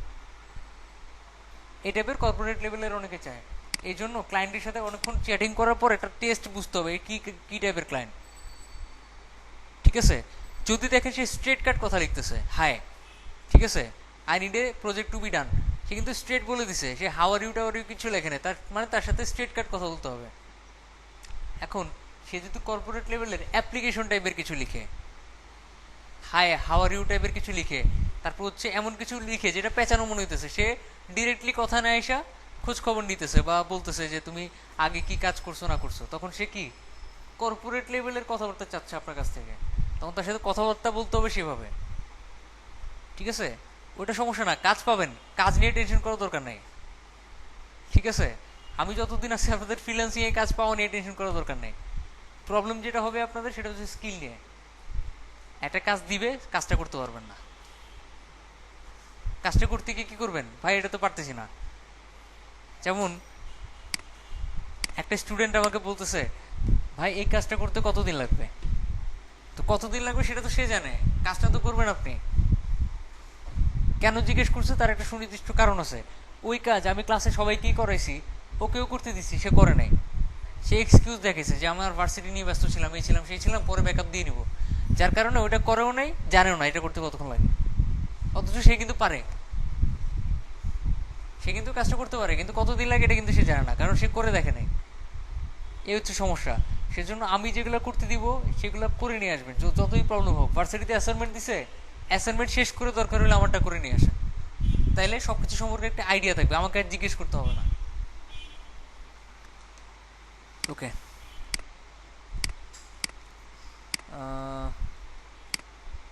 আমরা এইখানে ছিলাম, এরকম করে নোট ডাউন করে রাখাটা এটার কাজ, এই ট্যাগের কাজই হলো নোট ডাউন করে রাখা।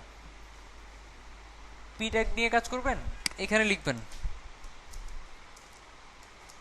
পি ট্যাগ স্টার্টস এর বা পি ট্যাগ স্টার্টস, এখানে আবার H1 শুরু করার সময় আবার লিখলেন, মনে করেন যে H1 স্টার্টস, আর এটা কিন্তু কথার কথা, আমি কিন্তু এখানে কোথাও লিখতে বলি নাই, না না, আমি ওইটাই বললাম, এটা কিন্তু কথার কথা।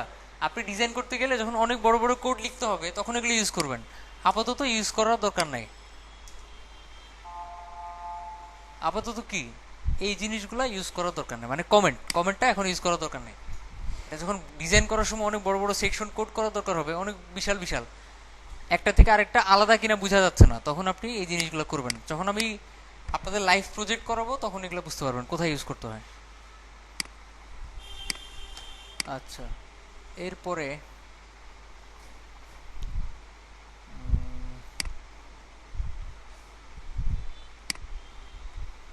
আপনাদের 2টার দিকে ক্লাস করলে সমস্যা আছে, তাহলে মাগরিবের সময় বাসায় যেতে একটু কম টাইম লাগবে।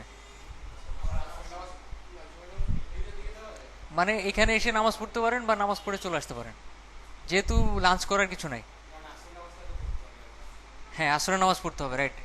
এটার কথা চিন্তা করেই বললাম 2টার দিকে করতে পারবেন সবাই। সবাই সবাই শিওর?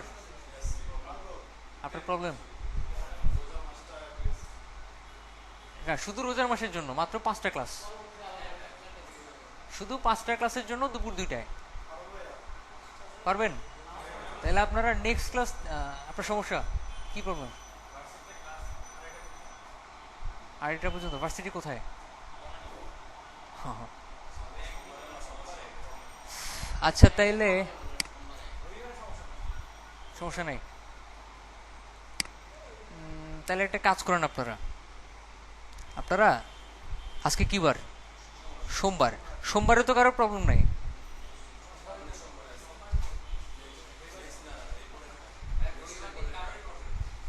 আচ্ছা, তাহলে সোমবারের প্রবলেম আছে, দুইজনের প্রবলেম আছে। আচ্ছা, আপনারও সোমবারের প্রবলেম, আপনার সোমবারের প্রবলেম, রবিবারে তো সমস্যা নাই।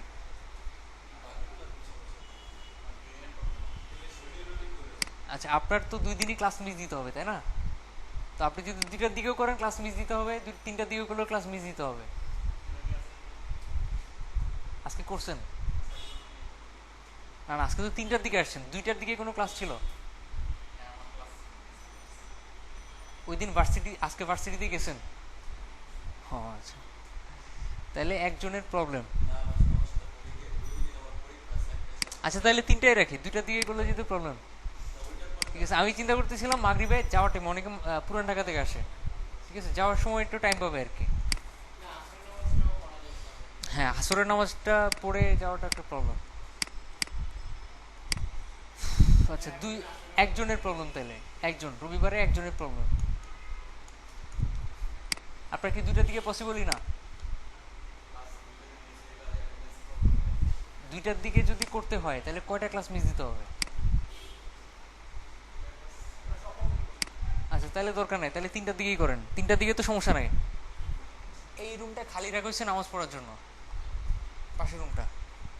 যদি কারো আসরের নামাজ পড়ার দরকার হয় তাহলে এখানে এসে পড়বেন, সাথে করে যায় নামাজ নিয়ে আসবেন, ঠিক আছে?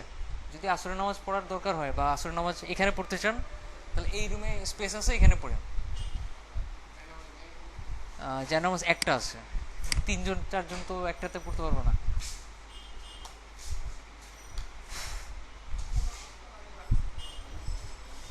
আচ্ছা, তাহলে 3টার দিকেই ক্লাস, 2টা আর করলাম না। এই জিনিসগুলো কেমনে করে আপনারা অঙ্ক করার সময় দেখছেন স্কোয়ার করতে হয়, তাই না?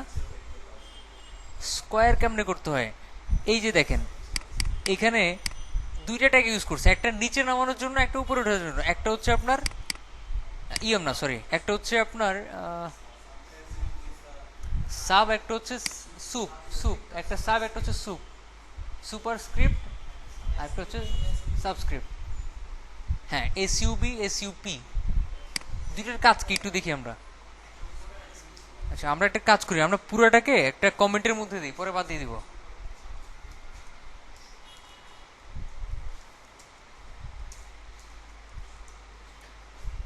পুরাটুকুতে একটা কমেন্ট দিয়ে রাখি, তাহলে আর শো করবে না।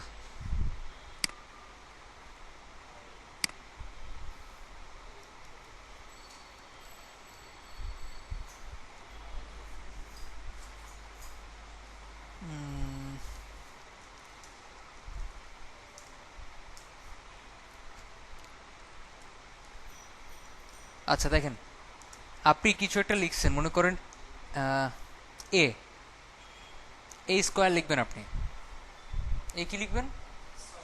স্কোয়ার লিখবেন। তখন 2টাকে আপনাকে কি লিখতে হবে? সুপ লিখতে হবে। সুপ ট্যাগের মধ্যে রাখতে হবে, সুপ। আসছে, স্কোয়ার আসছে। আবার আপনি চাচ্ছেন নিচে লিখতে, তাহলে কি লিখতে হবে? সাব লিখতে হবে, তাহলে নিচে চলে যাবে। এই জিনিস নিয়ে আমি আর আলোচনা করতেছি না, কারণ এটা খুব সিম্পল একটা জিনিস, জাস্ট ট্যাগগুলোর নাম মনে রাখলেই চলবে, সাব আর সুপ। আর এছাড়া আরো অনেক ট্যাগ আছে, যেমন কম্পিউটার ট্যাগ, তারপর হচ্ছে কোড, আর অনেক ধরনের ট্যাগ আছে। এই ট্যাগগুলো আমাদের দরকার পড়বে খুব কম। আমি একটু বলে দিই আপনাদের কোনগুলো দরকার পড়বে না। মার্ক দরকার পড়বে না, ডিলেট দরকার পড়বে না, আইএনএস দরকার পড়বে না, সুপ পড়বে না, সাব পড়বে না, সাব পড়বে, এই দুটো পড়বে। স্ট্রং কখনো দরকার পড়বে না, স্মল দরকার পড়বে।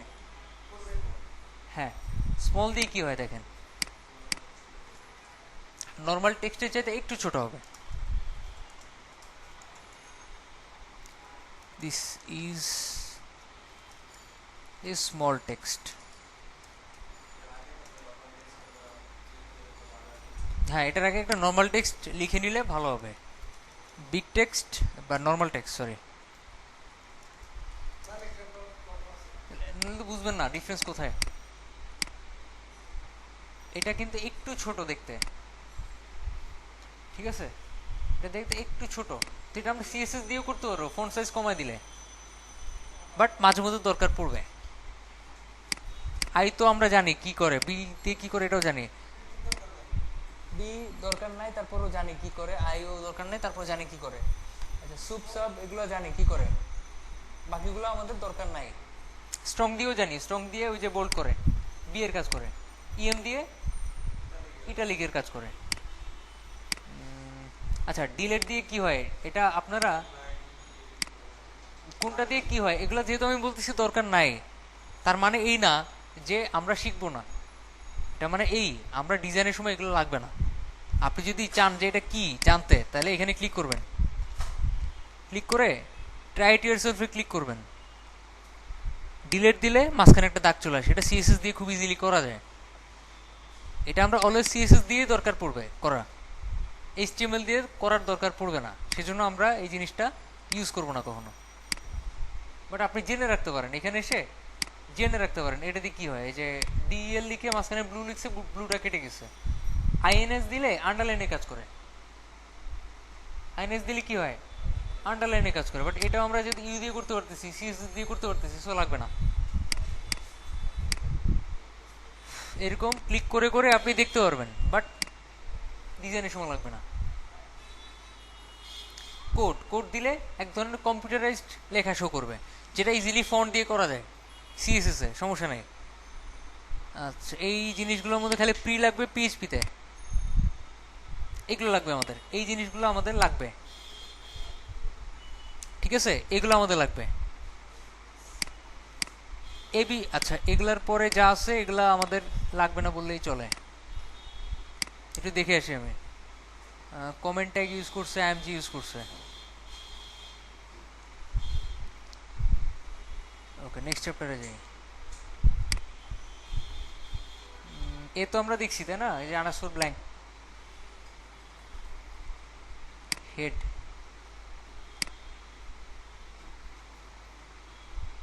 আচ্ছা, হেড ইউজ করা দেখেছি, এটা আমরা দেখছি।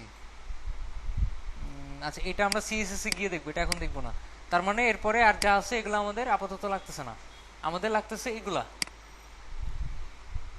এবিবিআর দিয়ে কি হয় কেউ কি বলতে পারবেন? পারবেন না? এবিবিআর আমি ইউজ করে দেখাই, দেখেন কোনো চেঞ্জ হবে না।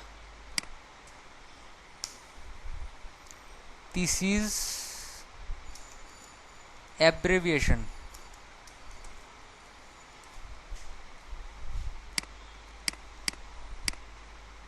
কিছু চেঞ্জ হয়েছে? হয়েছে? হয় নাই। এখানে তখনই কিছু একটা চেঞ্জ দেখতে পারবেন যখন একটা অ্যাট্রিবিউট ইউজ করবেন, ঠিক এর মতো। Title, this is অ্যাব্রেভিয়েশন।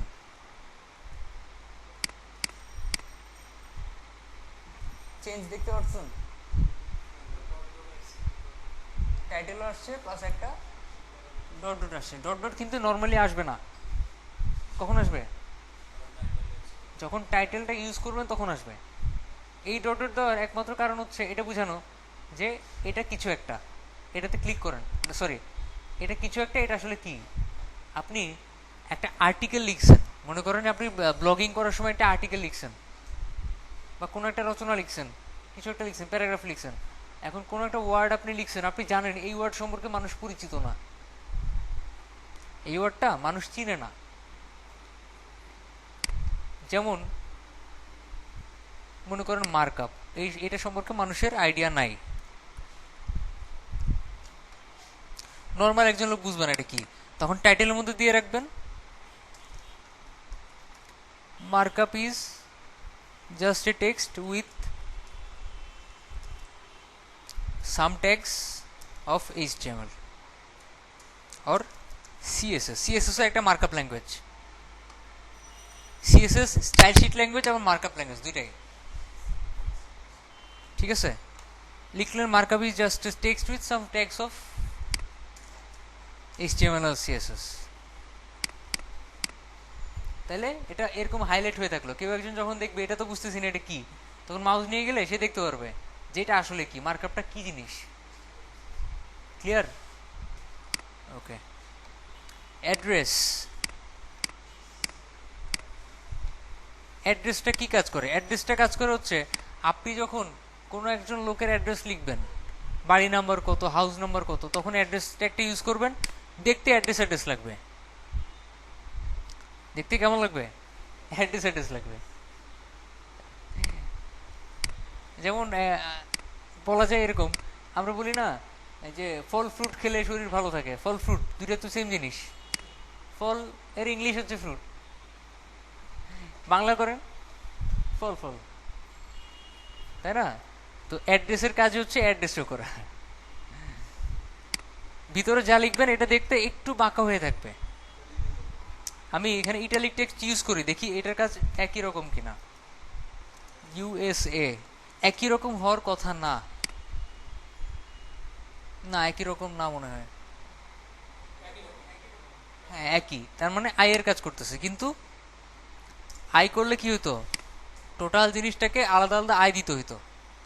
R address আপনি একদম উপরে দিবেন, একদম শেষে দিবেন, তাহলে সবগুলাই ইটালিক হয়ে থাকবে। বেসিক্যালি ইটালিক না, দেখতে ইটালিক কিন্তু অ্যাড্রেসের মতো হয়ে থাকবে আর কি, দেখতে অ্যাড্রেস লাগবে। ওকে, গেল আমাদের অ্যাড্রেস, গেল BDO। এটা কি আমি ভিতরে ঢুকে দেখাইতেছি এই জন্য আপনারা যাতে বুঝতে পারেন যে একটা জিনিস WC স্কুল থেকে কেমনে দেখতে হয়, এটা কিভাবে কাজ করে। ট্রাই ইট ইয়োরসেলফে ক্লিক করবেন, করার পরে দেখবেন বাম পাশে কোডটা আছে, ডান পাশে এই জিনিসগুলো আছে, দেখেন this paragraph will go left to right, প্যারাগ্রাফটা বাম দিক থেকে ডান দিকে যাবে। ভিডিও লিখে ডিরেকশন আপনি RTL দিলেন, RTL মানে বুঝছেন, রাইট থেকে লেফটে যাবে। আমরা যখন আরবি লিখি তখন কোন দিক থেকে যায় বলুন তো, রাইট থেকে লেফট যায় না? আরবি লেখার সময় সাপোজ আপনি দেখতেছেন বাম দিকে যাচ্ছে, তখন কি করবেন, তখন জাস্ট এই ভিডিও দিয়ে এটা ডিরেকশনটা রাইট দিয়ে দিবেন, সরি রাইট টু লেফট দিয়ে দিবেন। RTL, RT মানে রাইট, আর মানে রাইট, T মানে টু, L মানে লেফট। তাহলে কি হবে, এটা ডান দিক থেকে বাম দিকে যাবে। যেমন আমি এখানে যদি LTR লিখি, সরি LTR, হ্যাঁ LTR লিখলে এটা বাম দিক থেকে ডান দিকে যাবে। আর যদি রাইট টু লেফট লিখি তাহলে ডান থেকে বামে যাবে। এখন আপনার একটা কোশ্চেন আসতে পারে, আমি কি এই জিনিস ফেসবুকে ইউজ করতে পারবো কি না? হ্যাঁ পারবেন, কপি করেন, লিখেন। ও পারা যায় না, যায় যায় না, কারণ এটা কোনো ট্যাগের মধ্যে নাই, কিন্তু এটা নির্দিষ্ট একটা ফন্ট আছে। এখানে লেখেন ফ্লিপ টেক্সট,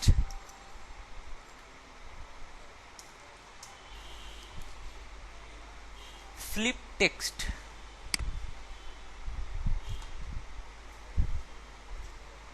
ঠিক আছে? জাস্ট কপি পেস্ট করতে হবে। এখানে কিছু একটা লিখেন, মনে করেন যে সামথিং, উল্টা হয়ে গেছে নিচে থেকে উপরে, এটা কিন্তু কপি পেস্ট করলে কাজ করবে,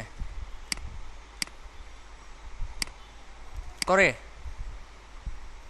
ফ্লিপ করে করতে পারুন, বাট এমনিতে নর্মালি কপি করলে কাজ করবে না। ওকে,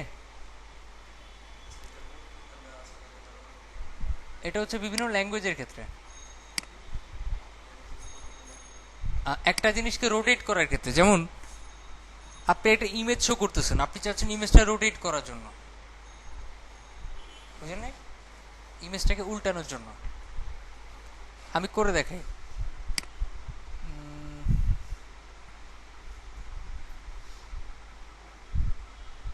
ইমেজ এটাই নেই, এটা ইমেজ না, কোনো একটা ওয়েবসাইট থেকে নেই। Copy image location. এখন মনে করেন আপনি বিডিও দিলেন, বিডিও দিলেই তারপরে লিখতে হবে কি ডিআইআর, ডিরেকশন।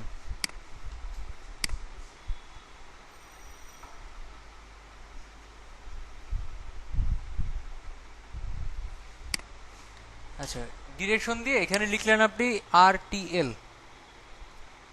এরপরে এখানে ইমেজ ট্যাগের মাধ্যমে ইমেজটা শো করে দিলেন। তা আমি কখনো ট্রাই করে দেখিনি লেখা ছাড়া, টেক্সট ছাড়া কিছু উল্টাই কিনা, একটু দেখি আমরা। উল্টে? আচ্ছা, উল্টা না, তার মানে ইমেজ উল্টাবে না। ঠিক আছে, এটা ইমেজে কাজ করবে না, এটা শুধুমাত্র টেক্সটে কাজ করবে। This is A right to left text, এটা কাজ করবে, উল্টা কাজ করবে। উল্টানোর দরকার পড়বে আরবির ক্ষেত্রে, মানে ম্যাক্সিমাম ক্ষেত্রে আরবি ওয়েবসাইটের ক্ষেত্রে উল্টানো লাগে। আরবি ওয়েবসাইটে একটা কি বলা যায়, লেখা কিন্তু ঠিকই নর্মালি লিখলে কিন্তু ডান দিক থেকে বাম দিকে যাবে, কিন্তু ওয়েবসাইটটা যদি নর্মাল হয়, লেখা যদি ডান দিক থেকে বাম দিকে যায়, দেখতে অড লাগবে না? এই জন্য ওয়েবসাইটটার লেখাগুলোও উল্টা দিতে হবে, বিশেষ করে মেনু টেনু এগুলা, এগুলো শুরু হবে তখন কোত্থেকে? ডান দিক থেকে শুরু হবে। ঠিক আছে, এটা হচ্ছে কথা। বুঝি নাই। মেইনলি আরবি ওয়েবসাইটগুলোর ক্ষেত্রে, বাট আমাদের আরবি ওয়েবসাইট কখনো করার দরকার পড়বে বলে মনে হয় না। অ্যারাবিয়ান ক্লায়েন্ট আমি লাইফে পাই নাই, আমি কখনো অ্যারাবিয়ান ক্লায়েন্ট পাই নাই। বাংলাদেশে একজনের জন্য করছি, সে ইসলামিক একটা ওয়েবসাইট করবে আর কি, যেখানে আরবি বিভিন্ন আয়াত থাকবে। তো ওয়েবসাইটটা যদি নর্মাল হয়, আয়াতগুলো ডান দিক থেকে শুরু হলে অড লাগে, সেজন্য তার সবগুলো লেখে ডান দিক থেকে করতে হচ্ছে। নর্মাল ইংলিশ লিখলেও ডান দিক থেকেই আসে। তো ওইখানে যারা ব্লগ পোস্ট করে, তারা ইংলিশ যখন লিখতে যায় তখন দেখে ডান দিক থেকে আসে, তখন আর পারে না, এই জন্য তাদেরকে বাধ্য হয়ে আরবি লিখতে হয়।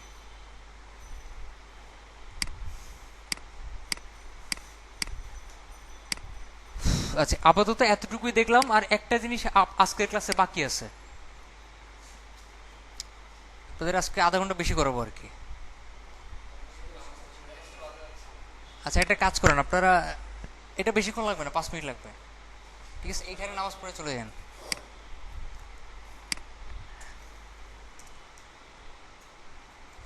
এই চার দিয়ে আলাদা করলাম একটা লিস্ট আইটেম। মনে করেন একটা ওয়েবসাইটে এই যে লিস্টগুলো দেখতেছেন, লিস্ট, গ্রুপের লিস্ট, তারপর পেজের লিস্ট, এই লিস্টগুলো করার জন্য একটা ট্যাগ আছে ইউএল। কি ট্যাগ? না না, এইচটিএমএল আরো আছে। জ্যাম করার কারণ আছে, আপনারা আজকের পরে 5 দিন টাইম পাবেন, আজকের পরে 5 দিন টাইম পাবেন শুধু এগুলো প্র্যাকটিস করার জন্য। তো এগুলা প্রত্যেকদিন একবার করে প্র্যাকটিস করবেন। আজকে আমি মাথা জ্যাম করে দিচ্ছি, এর জন্য এই 5 দিন এগুলো প্র্যাকটিস করবেন। যদি কম কিছু দিয়ে দিই, আগামী 2 দিন প্র্যাকটিস করলে দেখবেন আর করতে ইচ্ছে করবে না, এই জন্য বেশি বেশি দিয়ে দিতেছি। এগুলো ছাড়া এইচটিএমএল এর হিউজ কাজ কারবার আছে। আমরা প্রত্যেক দিন এইচটিএমএল এর নতুন নতুন কিছু শিখবো প্রত্যেক দিন। ঠিক আছে, ওকে, এটাই শেষ। এটা খুব ইজি, সমস্যা নাই। ইউএল ট্যাগ ইউজ করে কিছু লিখবেন ভিতরে, সামথিং।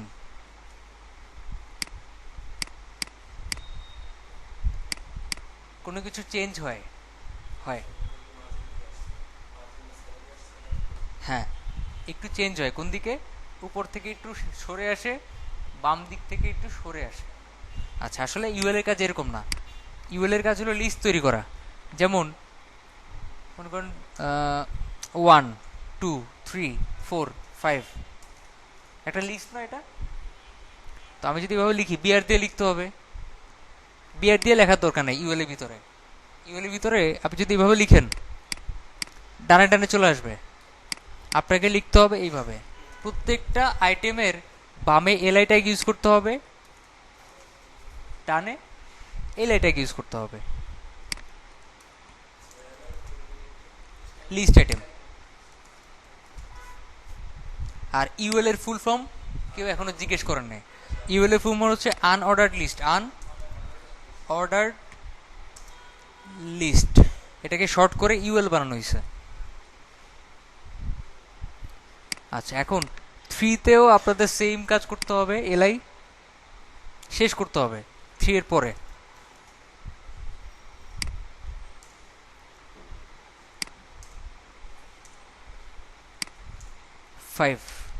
এইবার দেখেন কিরকম আসে, লিস্ট আকার আসছে আসছে আচ্ছা, লিস্ট আকারে ঠিকই আসছে, কিন্তু সাথে কিছু নিয়ে আসছে, যে বুলেট পয়েন্ট নিয়ে আসছে। এটাকে যদি আমি কাউকে জিজ্ঞেস করি এটা কি জিনিস, সে যদি নামটা না জানে বলতে পারবে না। এই গোল গোল এগুলোর নাম হচ্ছে বুলেট পয়েন্ট। নাম কি? Bullet point. আচ্ছা, হ্যাঁ করতে পারবেন। ইউএল এ একটা টাইপ দেন, 3টা টাইপ আছে। একটা হচ্ছে স্কোয়ার, স্কোয়ার করলে 4 কোণা হবে। সার্কেল করলে গোল হবে, কিন্তু মাঝখানে ফোঁটা থাকবে। আর আর কি দেওয়া যায়? হ্যাঁ, নান দিলে নাই, নান দিলে থাকবে না। হাতে গোনা কয়েকটা আছে, সব তো দেওয়া যায় না, 2-3টা আছে। নান আছে, সার্কেল আছে, স্কোয়ার আছে, আর একটা আছে ডিফল্ট, যেটা নর্মালি দেওয়া থাকে, এই যে মাঝখানে চারপাশে, মানে ইয়ের মতো আমাদের, আমরা যখন পরীক্ষা দিতে যেতাম ওই যে এমসিকিউ ফিল আপ করতে হতো না, ওই টাইপের। ওটা হচ্ছে ওএলএ, ওটা ইউএলএ না। ঠিক আছে, আপনি যখন অর্ডার লিস্ট করবেন, ও অর্ডার লিস্ট, এখানে অর্ডার সিলেক্ট করা থাকবে 1 2 3 4। আপনি চাচ্ছেন এখানে এবিসিডি শো করবে, তাইলে টাইপে দিতে হবে এ। টাইপে কি দিতে হবে? এ, শুধু এ দিলেই চলবে। রিলোড দেন, এবিসিডি আসবে। আপনি চাচ্ছেন বড় হাতের এবিসিডি শো করবে, বড় হাতের এ দিবেন। বড় হাতের এ দিলে কি হবে? এই লিস্টটা হবে বড় হাতের। আপনি চাচ্ছেন রোমান সংখ্যা শো করবে, কি দিবেন? আই।